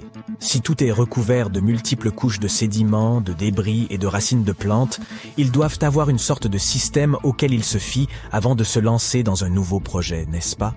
Tout d'abord, ce ne sont pas toujours eux qui suggèrent des fouilles archéologiques à tel ou tel endroit. Je m'explique. Supposons que tu sois un entrepreneur et que tu souhaites construire un nouveau complexe d'appartements luxueux dans ta ville. Cependant, certaines législations locales imposent des exigences avant que ton projet ne puisse démarrer. Par exemple, avant de commencer à construire sur un terrain, il peut être nécessaire de faire appel à des spécialistes pour vérifier le sol. Ces personnes intelligentes peuvent être des archéologues, des géologues ou des paléontologues, et elles doivent garder un œil sur le processus en phase de développement. En cas de découverte d'artefacts ou d'écofacts, termes savants pour désigner des vestiges organiques, ces experts interviennent pour les fouiller et les étudier. Mais qu'en est-il des sites qui n'ont rien à voir avec les bulldozers et les chapeaux jaunes? Les archéologues ont plus d'un tour dans leur sac lorsqu'il s'agit de localiser les points chauds de l'Antiquité. Ils plongent dans les archives historiques et font un travail de détective. En recherchant de vieux documents et de vieilles cartes, ils peuvent reconstituer le puzzle de l'activité humaine dans une région donnée. Si un site a déjà été visité, c'est encore mieux. La découverte de traces de fouilles antérieures ou de récits historiques peut donner aux archéologues de nombreuses informations sur les endroits où poursuivre leur chasse au trésor. Avant de commencer à manier leur pelle, les archéologues se livrent à une sorte de balayage visuel. Armés d'un système de quadrillage, ils se promènent sur le site, à l'affût de tout artefact susceptible de se cacher juste sous la couche supérieure de la terre. Qu'il s'agisse d'outils en pierre taillée, de verres historiques ou même d'anciennes décharges, oui, elles ont aussi de la valeur. Ces explorateurs à l'œil vif peuvent repérer des signes d'activité humaine plus rapidement que la plupart des gens. S'ils tombent sur un hamac coquillé, terme savant pour désigner un dépôt d'ordures, ils savent avec certitude que l'homme a jadis habité cet endroit. Les archéologues ne se contentent pas de leur fidèle pelle. Ils disposent d'un arsenal de gadgets pour les aider dans leur recherche de merveilles cachées. Les outils géophysiques sont en quelque sorte leurs armes secrètes. Prenons l'exemple du résistivimètre. Cet appareil astucieux mesure la composante électrique du sol et tout élément ou artefact enfoui. Un mur enterré, par exemple, produira une résistivité différente de celle du sol environnant. Les magnétomètres et les géoradars fonctionnent de la même manière, mettant en évidence les indices potentiels de trésors anciens dans le sol. Et qui pourrait oublier notre vieil ami, le GPS? Il aide les archéologues à cartographier des emplacements précis, comme une carte au trésor high-tech les menant directement à leur peau d'or. Tu souhaites visiter virtuellement certains des sites archéologiques les plus importants du monde? Suis-moi. Au Royaume-Uni, par exemple, tu trouveras cet endroit intéressant appelé Stonehenge. C'est l'un des nombreux Henges répartis dans le pays, mais celui-ci est vraiment exceptionnel. Imagine cela. Des pierres anciennes et massives se dressent fièrement, disposées sous forme d'un anneau à l'extérieur et d'un fer à cheval à l'intérieur, avec quelques pierres plus petites pour faire bonne mesure. Et devine quoi? Ces pierres étonnantes existent depuis plus de 5000 ans. C'est ce que l'on appelle une longévité à toute épreuve. C'est là que les choses deviennent intéressantes. Selon le folklore local, le légendaire magicien Merlin a sorti sa baguette magique et a téléporté ces pierres massives depuis l'Irlande. Apparemment, des géants les avaient assemblées là-bas, mais Merlin a décidé qu'elles seraient bien plus belles à leur nouvel emplacement. D'autres pensent qu'il s'agit simplement des ruines d'un ancien édifice spirituel romain. Ces structures étonnantes ont été construites par nos ancêtres de l'âge du bronze. Avec leurs outils simples et leur technologie limitée, ils ont réussi à créer ce chef-d'œuvre monumental. Impressionnant, non? Malheureusement, nous ignorons encore beaucoup de choses sur cette région.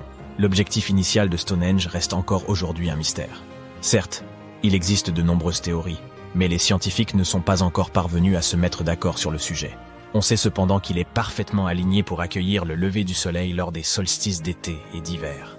L'ancienne ville de Pompéi est un site archéologique tout aussi étonnant. Imagine un peu, le Vésuve, un fauteur de troubles notoires, a décidé de piquer une crise volcanique et a complètement recouvert cette ancienne ville romaine. Il l'a transformée en capsule temporelle, située à l'extérieur de l'actuelle Naples, en Italie. En 1748, une bande d'explorateurs aventureux est tombée sur Pompéi. Ils ont découvert alors un trésor de choses bien conservées. Des rues, des maisons, de la nourriture, probablement un peu périmée, des bijoux clinquants, des sculptures raffinées, des fresques colorées, des objets ménagers de tous les jours, et même des restes humains et animaux. C'était comme une fête archéologique épique. À première vue, Pompéi avait tout pour plaire. Des maisons et des villas de luxe, une immense arène de 20 000 places, de jolies petites boutiques d'artisans, des lieux de rencontre comme des tavernes, sans oublier les endroits coquins comme ces bains luxueux où l'on pouvait se faire dorloter intensément. Il y a aussi le sanctuaire d'Apollon, où les gens se réunissaient pour leur culte quotidien. Et bien sûr, le cœur animé de la ville, le forum de Pompéi, où tous les gens branchés avaient l'habitude de se retrouver. Et devine quoi? Pompéi est tellement cool qu'elle a été inscrite sur la liste du patrimoine mondial de l'UNESCO en 1977. C'est en quelque sorte le panthéon de l'histoire. Cette liste comprend également de nombreux autres bâtiments et sites célèbres, comme le Taj Mahal en Inde et l'Acropole d'Athènes. Sous le soleil brûlant, parmi les dunes de sable, quelque part dans le désert du Sahara, tu marches à la recherche d'un trésor ancien. Finalement, tu trouves un étrange rocher dans le sable. Il est grand, ressemble à un gros morceau de charbon ou de roche noire, mais quelque chose de brillant à sa surface rend la roche inhabituelle. Cette trouvaille unique est la chose la plus ancienne qui ait jamais été découverte sur notre planète. Cette roche est née bien avant que la Terre n'apparaisse dans l'espace. La météorite inhabituelle a été trouvée en 2020 dans une zone reculée du désert du Sahara. Les scientifiques ont analysé les isotopes de magnésium et d'aluminium à la surface de la pierre et ont découvert que son âge est d'environ 4,5 milliards d'années. Pour l'instant, il s'agit du plus ancien échantillon de magma provenant de l'espace de l'histoire. Il appartient à une petite protoplanète qui n'a pas eu le temps de se former complètement. Cela s'est passé il y a très longtemps, lorsque notre système solaire se formait. De nombreux astéroïdes gigantesques flottaient alors dans l'espace. Certains d'entre eux se sont transformés en énormes corps célestes qui sont ensuite devenus des planètes. Les grosses planètes rocheuses ont absorbé les plus petites. La roche faisait partie d'une petite protoplanète qui venait de commencer sa formation. Mais un autre astéroïde monstrueux l'a détruite. La planète s'est brisée en milliards de morceaux. Certains d'entre eux sont devenus des parties d'autres planètes. D'autres se sont envolés en dehors du système solaire. Et un morceau a erré dans l'espace jusqu'à la formation de notre Terre.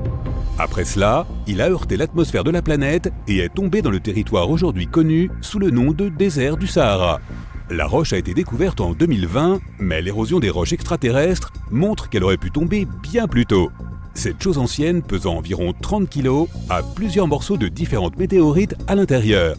En termes simples, c'est une roche volcanique composée de lave.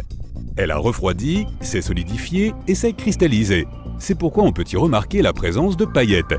Les scientifiques espèrent qu'une étude plus poussée de la roche permettra d'en apprendre davantage sur la fondation de notre système solaire.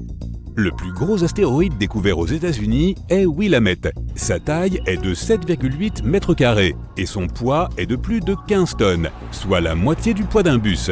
Plusieurs personnes peuvent tenir sur l'espace de cet objet de l'espace. Mais le plus intéressant, c'est que ce n'est pas une roche comme la plupart des météorites qui ont été trouvées. Willamette est composé de nickel et de fer.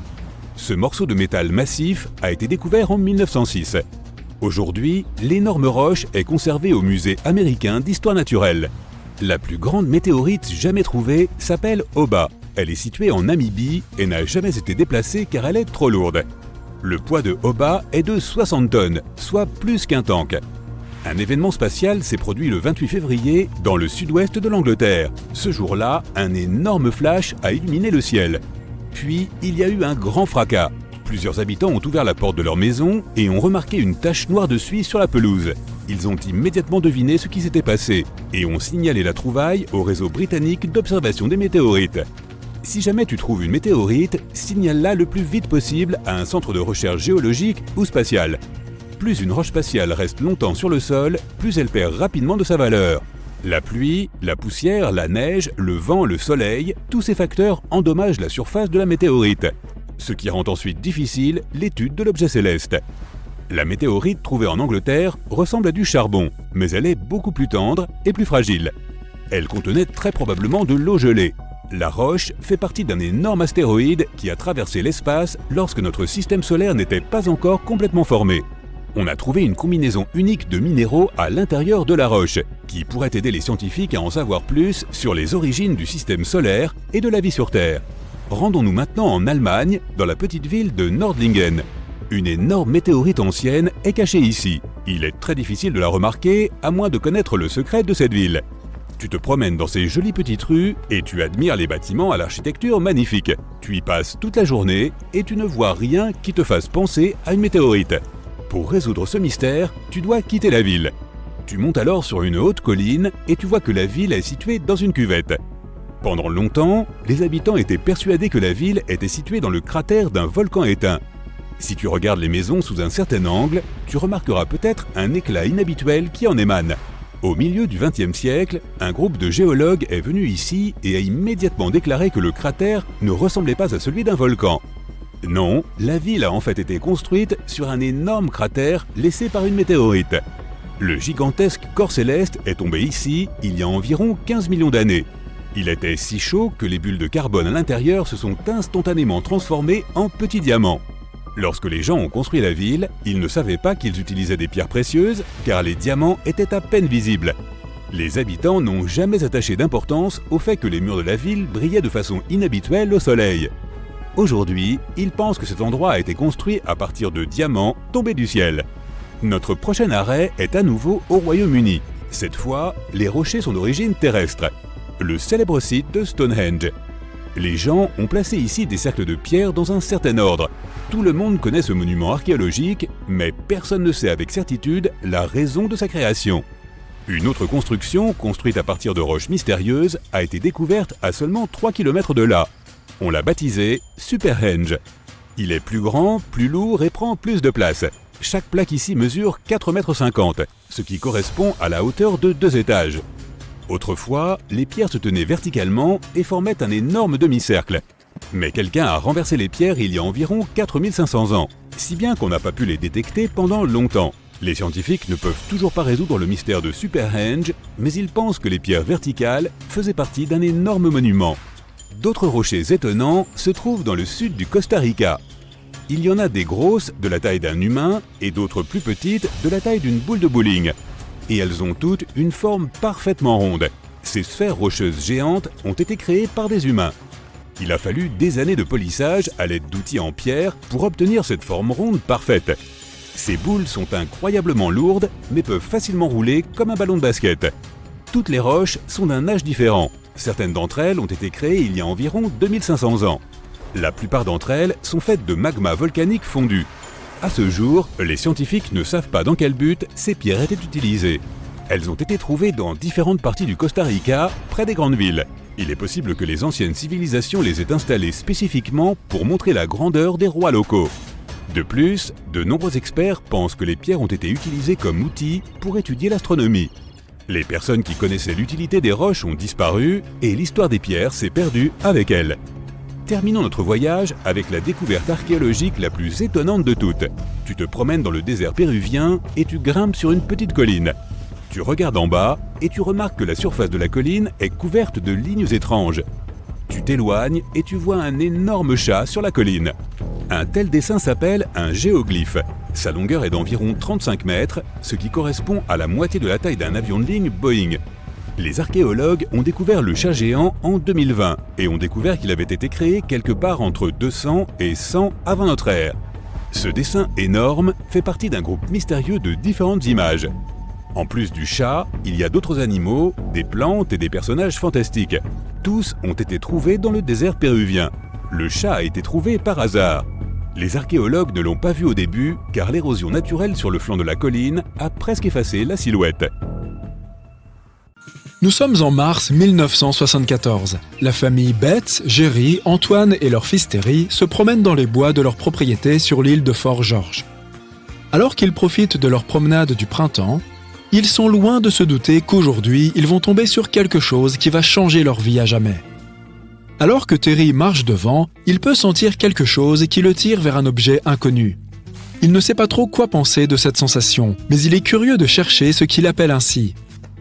« Terry, où vas-tu » lui crie sa mère. Mais il l'ignore et essaye frénétiquement de trouver cette chose inconnue. Il la veut, il la lui faut. Et puis il voit quelque chose. Une sphère argentée brillante de la taille d'une boule de bowling nichée dans l'herbe. En s'approchant, Terry remarque qu'elle est étrangement intacte, sans aucune rayure ni saleté. Terry la prend.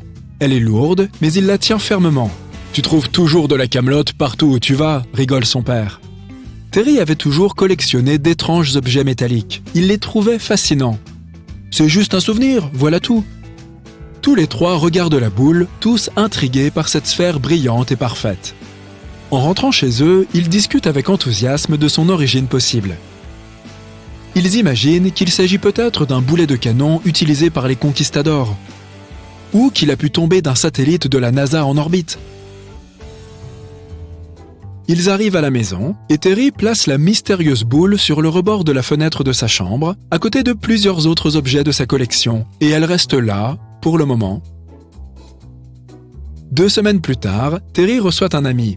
Ils passent du temps ensemble et jouent de la guitare chacun leur tour. Terry joue un accord et une vibration se produit qui provient du rebord de la fenêtre. Les garçons restent assis en silence, effrayés par ce son inconnu. Ils regardent autour d'eux pour trouver d'où il vient. « C'est probablement juste un opossum », dit calmement Terry. Mais lorsqu'il lève la tête, il regarde la sphère avec méfiance. Quand il joue un autre accord, il voit la sphère vibrer. Et cette fois, elle émet aussi un bourdonnement.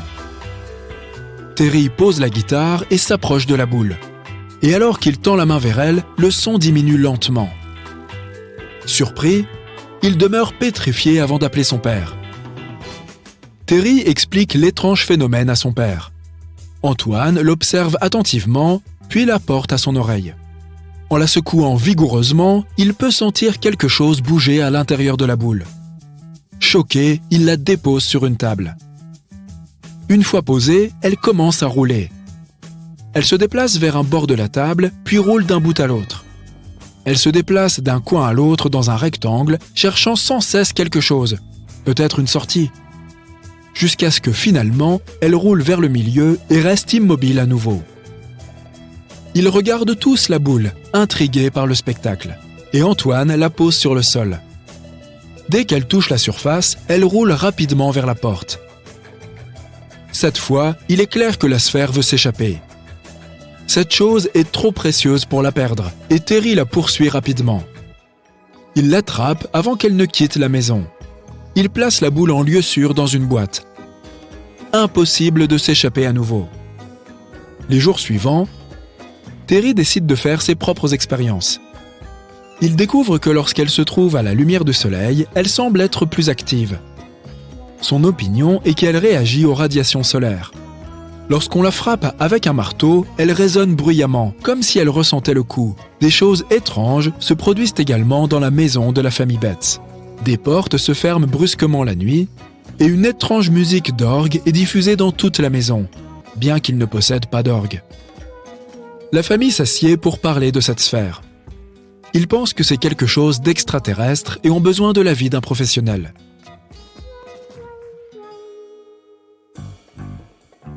Les autorités sont venues examiner la sphère, intriguées par l'objet, car il se déplaçait de manière imprévisible. Mais ils n'ont pas pu reconnaître ce que c'était, ni fournir la moindre explication. Tout ce qu'ils ont pu confirmer, c'est qu'elle ne venait pas d'une autre planète. La famille Betts n'était pas d'accord et voulait un deuxième avis. Ils l'ont donc envoyé au docteur J. Allen Hynek, un astronome et expert en matière de choses extraterrestres. Il a passé 6 heures à étudier la sphère. Grâce à ses nombreux examens, le chercheur a découvert que l'étrange sphère émettait des ondes radio et possédait son propre champ magnétique. Avec ces nouvelles informations, les Betts ont été interviewés par un journaliste. La mystérieuse sphère est rapidement devenue célèbre. Son histoire s'est répandue dans les journaux de tous les États-Unis et a même fait la une des journaux internationaux. Tout le monde voulait en savoir plus sur cette mystérieuse sphère. Une équipe de télévision s'est rapidement rendue chez les Betts, dans l'espoir de voir l'objet extraterrestre de ses propres yeux. La sphère a été placée sur le sol. Elle a fait son tour habituel et les visiteurs sont restés là, bouche bée devant ce qu'ils voyaient.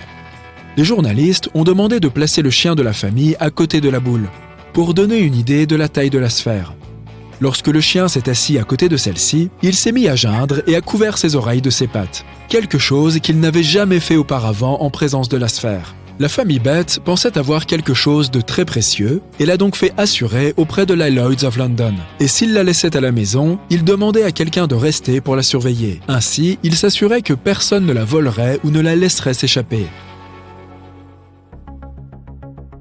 Mais quel est le vrai secret de la mystérieuse sphère des Betts ? Lorsqu'il a répondu à la presse, le porte-parole des autorités a révélé que la sphère était faite d'un acier inoxydable de haute qualité. Bien que la sphère n'ait pas été fabriquée par eux, elle a probablement été créée quelque part sur Terre. Si elle venait de l'espace, elle aurait été faite d'éléments différents.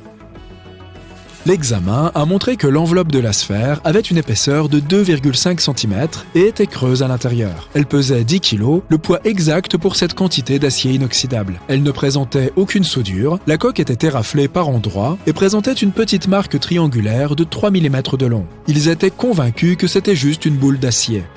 Mais ils voulaient en savoir plus en utilisant des rayons X. Ils ont trouvé de petites perles de résidus à l'intérieur. Ces perles auraient été prises dans l'objet lors de sa fabrication. Ce qui a permis de clarifier pourquoi il semblait y avoir un mouvement dans la boule. Ils ont aussi élucidé le mystère de ces étranges déplacements. Comme il s'agit d'une sphère parfaitement symétrique, le fait de la poser ailleurs que sur une surface plane la ferait rouler. La maison des Betts avait un sol en pierre irrégulier, et personne n'avait jamais pu attester de son mouvement en dehors de chez eux. Les autorités voulaient aussi l'ouvrir pour prouver leur affirmation. Cependant, les Betts étaient catégoriques. Elle ne devait en aucun cas être abîmée. Il a ensuite été établi que la sphère faisait tout simplement partie d'un clapet anti-retour à billes produit par la société Bell & Gossett. La taille, le poids et la composition métallurgique de la sphère correspondaient parfaitement à ce qu'il fabriquait. Ce qui permet d'expliquer comment elle a pu arriver jusqu'au domaine des Betts, c'est que 3 ans avant la découverte de la sphère, un artiste, James Durling Jones, avait collectionné quelques-uns de ces clapets à billes. Il aimait les utiliser dans ses sculptures. Comme il n'avait pas de place à l'intérieur de son van, il les avait placés sur la galerie du toit. Son voyage l'avait amené à passer devant la propriété des Betts et, en cours de route, certaines de ces boules étaient tombées et s'étaient perdues. Du moins, jusqu'à ce que Terry arrive un beau jour de printemps. Mais quid des ondes radio et des étranges propriétés magnétiques confirmées par le docteur Hynek ? Eh bien, même si Antoine a prétendu avoir observé tout cela, le docteur n'a jamais confirmé que c'était vrai. Les années 1970 auront été une période faste pour toute chose qui semblait provenir de l'espace lointain, et tout ce qui était lié à ce sujet gagnait immédiatement en popularité. Les autorités ont accru ce phénomène en offrant des récompenses financières à quiconque en apporterait des preuves solides. La découverte d'une chose extraterrestre pourrait n'avoir été qu'un stratagème des Betts afin d'obtenir une récompense en espèces. Avez-vous entendu parler de l'atterrisseur Philae et de son rodéo sur une comète appelée 67P en 2014 ? L'atterrissage devait se faire en douceur, mais les choses ont dérapé lorsque certaines parties de l'engin ne se sont pas activées. Et Philae a rebondi sur la comète comme une balle en caoutchouc, comme dans un dessin animé. Heureusement, Philae a pu envoyer un message vers la Terre pour confirmer qu'il fonctionnait toujours, mais personne ne savait où il était. Le mystère est resté entier pendant près de 2 ans, jusqu'à ce que des images prises par une sonde voisine révèlent la position inconfortable de Philae. Couché sur le côté, ses pattes d'araignée en l'air, coincé dans une fissure de 67P. Et ce n'est pas tout. Les données recueillies suggèrent que Philae aurait tenté un deuxième atterrissage pendant 2 minutes, mais les scientifiques ignorent où cela s'est produit, comme dans une partie de cache-cache cosmique. Un planétologue de l'Agence spatiale européenne a déclaré qu'il leur restait encore un dernier mystère à résoudre concernant Philae. La bonne nouvelle, c'est que les scientifiques ont pu découvrir le deuxième site d'atterrissage de Philae et en apprendre davantage sur 67P. Il s'avère que lorsque Philae a percuté sa surface, il a arraché une couche de poussière et de débris d'environ 25,4 cm de profondeur et révélé l'intérieur glacé de la comète. La glace était si brillante que l'équipe pouvait encore la voir sur des images prises près de 2 ans après l'accident. Ils ont eu l'impression de découvrir un trésor caché dans le ventre de la comète. Ce n'est pas tout. La façon dont tout ça s'est déroulé leur a permis de déterminer la qualité de ce sous-sol. Les données du magnétomètre de Philae indiquaient un changement important au moment de la deuxième collision, un pic de 3 secondes dans le graphique. Et ils en ont conclu que l'intérieur de la comète était aussi meuble que de la neige fraîchement tombée. Imaginez un peu, une comète avec des rochers plus floconneux que la mousse d'un cappuccino.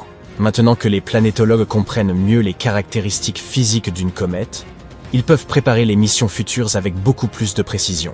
Et c'est là que les choses deviennent passionnantes. Ils espèrent pouvoir, grâce au projet Ambition, ramener sur Terre pour la première fois un échantillon cryogénisé de l'intérieur d'une comète. Philae n'a peut-être pas eu l'atterrissage le plus agréable, mais il nous a permis de découvrir des choses fascinantes. Lorsqu'il s'agit de comètes, notre star est probablement la comète de Halley. C'est une comète périodique. Elle visite la Terre tous les 75 ans environ, ce qui signifie que vous pourriez la voir à 2 reprises dans votre vie. La dernière fois qu'elle est passée, C'était en 1986 et elle ne reviendra pas avant 2061. Cette comète a été nommée d'après l'astronome anglais Edmond Halley, lorsqu'il a compris que les 3 comètes observées en 1531, 1607 et 1682 étaient en réalité un seul et même objet. Il a prédit qu'elle reviendrait en 1758, et alors on lui a donné son nom, même s'il n'était plus là pour la voir. La comète de Halley a été observée pour la première fois en 239 avant notre ère. Les astronomes asiatiques de l'époque ont consigné son passage dans leurs chroniques. On croyait alors que les comètes annonçaient des catastrophes ou de grands changements. Mais nous savons aujourd'hui qu'il n'en est rien. Vers 1900, Mark Twain a dit qu'il était arrivé avec la comète en 1835 et qu'il repartirait sans doute avec elle. Il est mort le lendemain de son approche, en 1910. Eh oui. La comète Hale-Bopp a également attiré notre attention en 1997. Elle était si brillante qu'on a pu la voir à l'œil nu pendant environ 1 an et demi, surtout dans l'hémisphère nord. En fait, elle était 1000 fois plus lumineuse que la comète de Halley. Même les habitants de zones très éclairées, comme Chicago, pouvaient apercevoir ses queues bleues et blanches.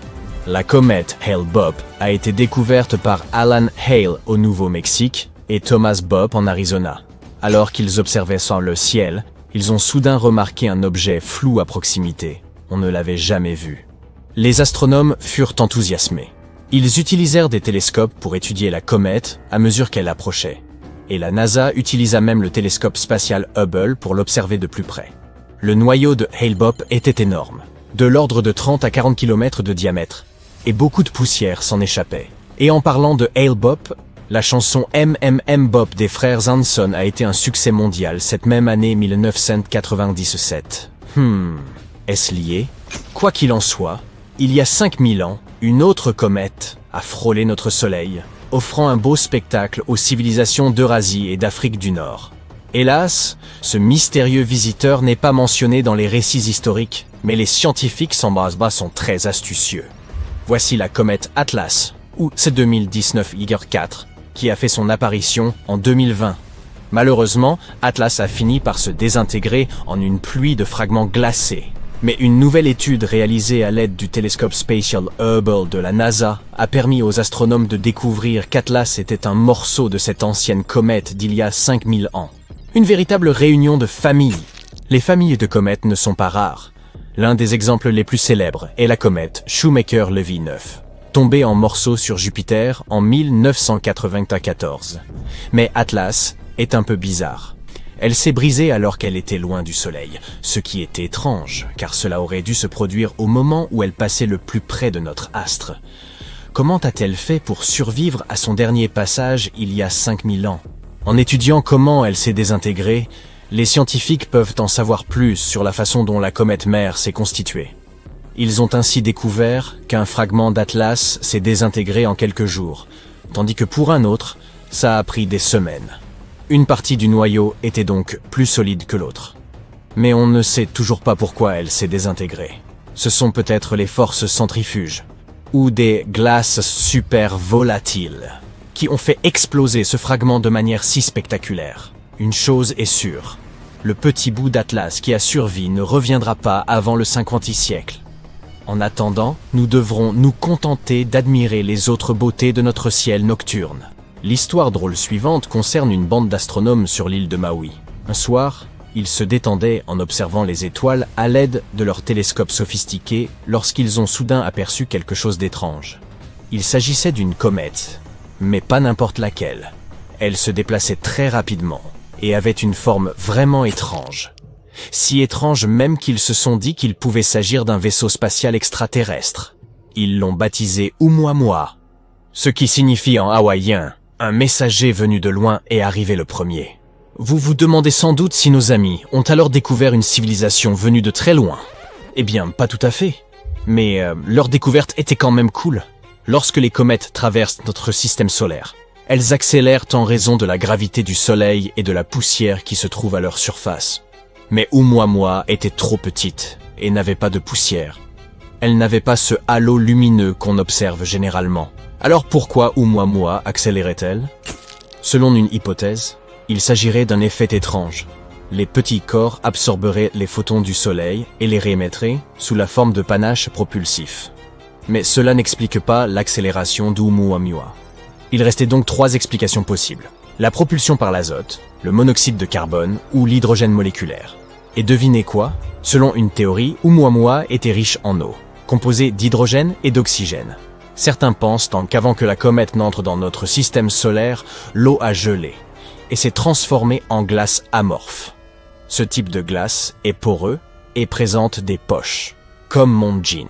Selon cette théorie, le rayonnement cosmique aurait provoqué la rupture d'une partie de l'hydrogène contenu dans les molécules d'eau, qui s'est ensuite accumulé dans les pores comme du carburant dans de minuscules réservoirs.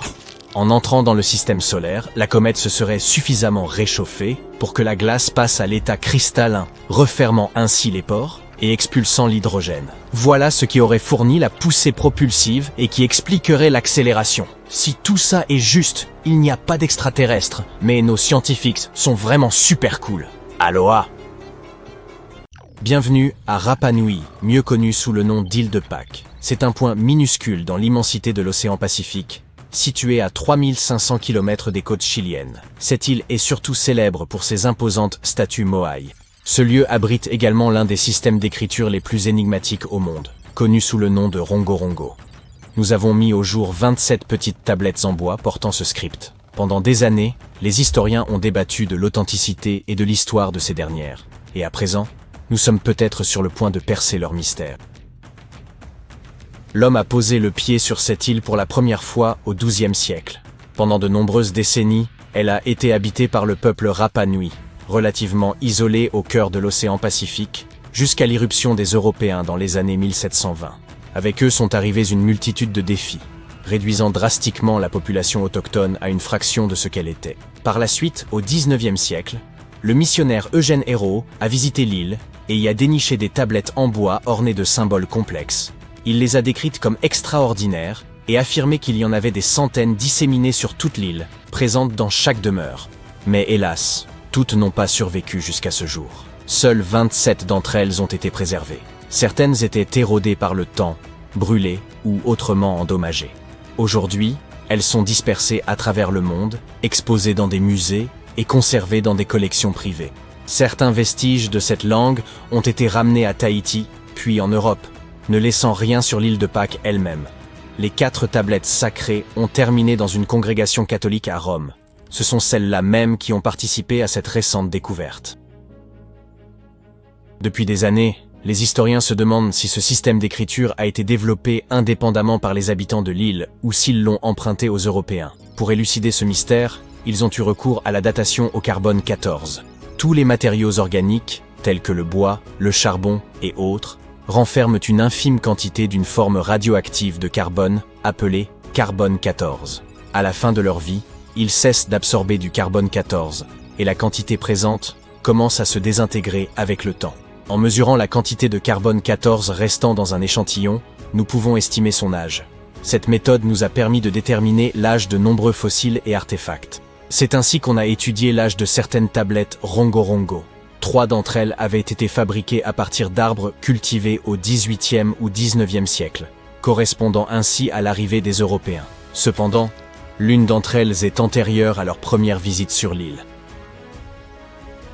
2 éléments suggèrent que le peuple Rapa Nui a lui-même créé le système d'écriture Rongorongo. Tout d'abord, il présente des caractéristiques distinctes des langues européennes. Son décodage s'avère une tâche ardue, avec plus de 400 glyphes uniques, aucun ne ressemblant à un système d'écriture connu.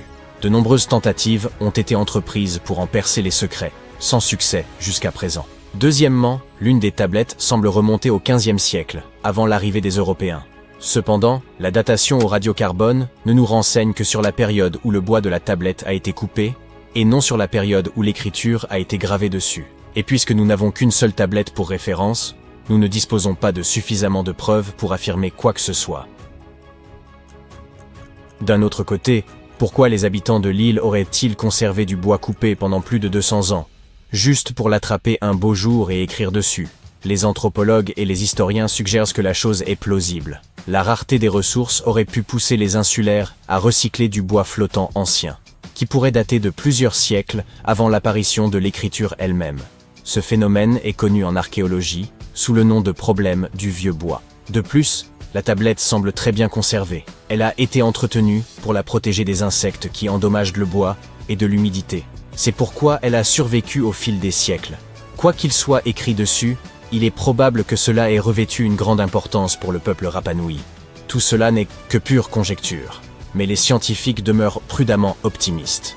Ils envisagent la possibilité que le rongorongo soit l'un des rares exemples d'invention indépendante de l'écriture, à l'instar de celle des Sumériens ou des Égyptiens. Mais nous avons besoin de plus de preuves. En langue Rapanui, rogorogo se traduit par réciter ou déclamer. Tout le monde ne pouvait pas écrire, seules quelques personnes triées sur le volet. Il est probable que seule l'élite de l'île de Pâques, principalement des hommes, ait possédé la connaissance de cette langue écrite. Après la colonisation, aucun d'eux n'a subsisté, et nous sommes maintenant confrontés à la tâche de déchiffrer ces inscriptions. Tout d'abord, les chercheurs ne parviennent pas à s'accorder sur la nature de ce système scriptural. Nous ne pouvons même pas confirmer s'il s'agit de leur langue d'origine. Et quand bien même, nous ignorons s'il s'agit d'une forme primitive d'écriture ou d'un système entièrement développé.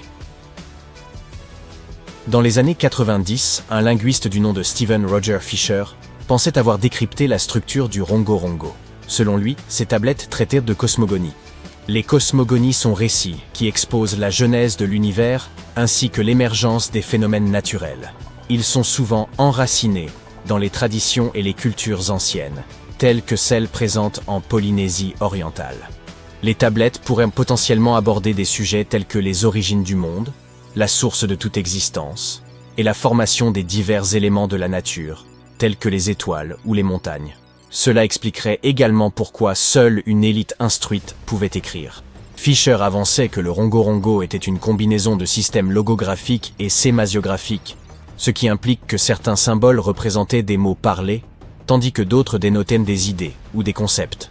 Toutefois, les déchiffrer serait extrêmement complexe et nécessiterait une compréhension approfondie du contexte, car ces symboles agissent davantage comme des indices que comme des expressions complètes. Cependant, d'autres linguistes ont contesté ces propositions, arguant qu'il existait des lacunes dans la manière dont il avait formulé sa théorie. Hélas, Fisher n'a pas été en mesure de corroborer son hypothèse. Il est possible que ces inscriptions ne soient que des dessins. Lorsque nous examinons les tablettes, certaines figures semblent familières, des êtres humains, des animaux, des plantes et des formes géométriques. On reconnaît des oiseaux, l'un d'eux ressemblant à une frégate, une espèce associée au dieu Mekmek par les habitants de Rapanui. Il y a aussi des poissons, des mille-pattes, ou du moins ces glyphes leur ressemblent. Se pourrait-il que ces inscriptions ne soient que de l'art ou une forme de décoration? Peut-être, mais il y a quelques problèmes. Les glyphes exhibent un niveau élevé de complexité et de structure. De plus, ils conservent un style cohérent. Par exemple, plusieurs symboles dépeignent ce qui semble être un humain avec une main levée, la seule variation étant les différentes têtes représentées. Comme si ce n'était pas assez compliqué, ce style d'écriture singulier utilise également un système appelé boustrophédon inversé. Cela signifie que chaque ligne alternée est inversée, créant un motif à nul autre pareil. Nous ignorons pourquoi ils opteraient pour cette pratique consistant à retourner la tablette après chaque ligne. Tout cela suggère qu'ils avaient mis en place un système et une organisation derrière ces symboles. De plus, il semble qu'ils utilisaient ces tablettes quotidiennement à des fins pratiques. Mais il y a de l'espoir pour l'avenir. Les progrès technologiques récents, tels que l'IA et d'autres programmes informatiques, pourraient assister notre compréhension des langues anciennes. Nous avons déjà entrepris le développement d'algorithmes qui pourraient nous aider à percer d'autres mystères, comme celui du manuscrit de Voynich. Des universitaires ont même organisé le Vesuvius Challenge, un concours d'apprentissage automatique qui, en 2023, a résolu l'énigme des anciens rouleaux d'Herculanum. Ces rouleaux avaient été ensevelis sous la boue volcanique après l'éruption du mont Vésuve en 79 après JC. En raison de leur extrême fragilité, le déchiffrement de ces rouleaux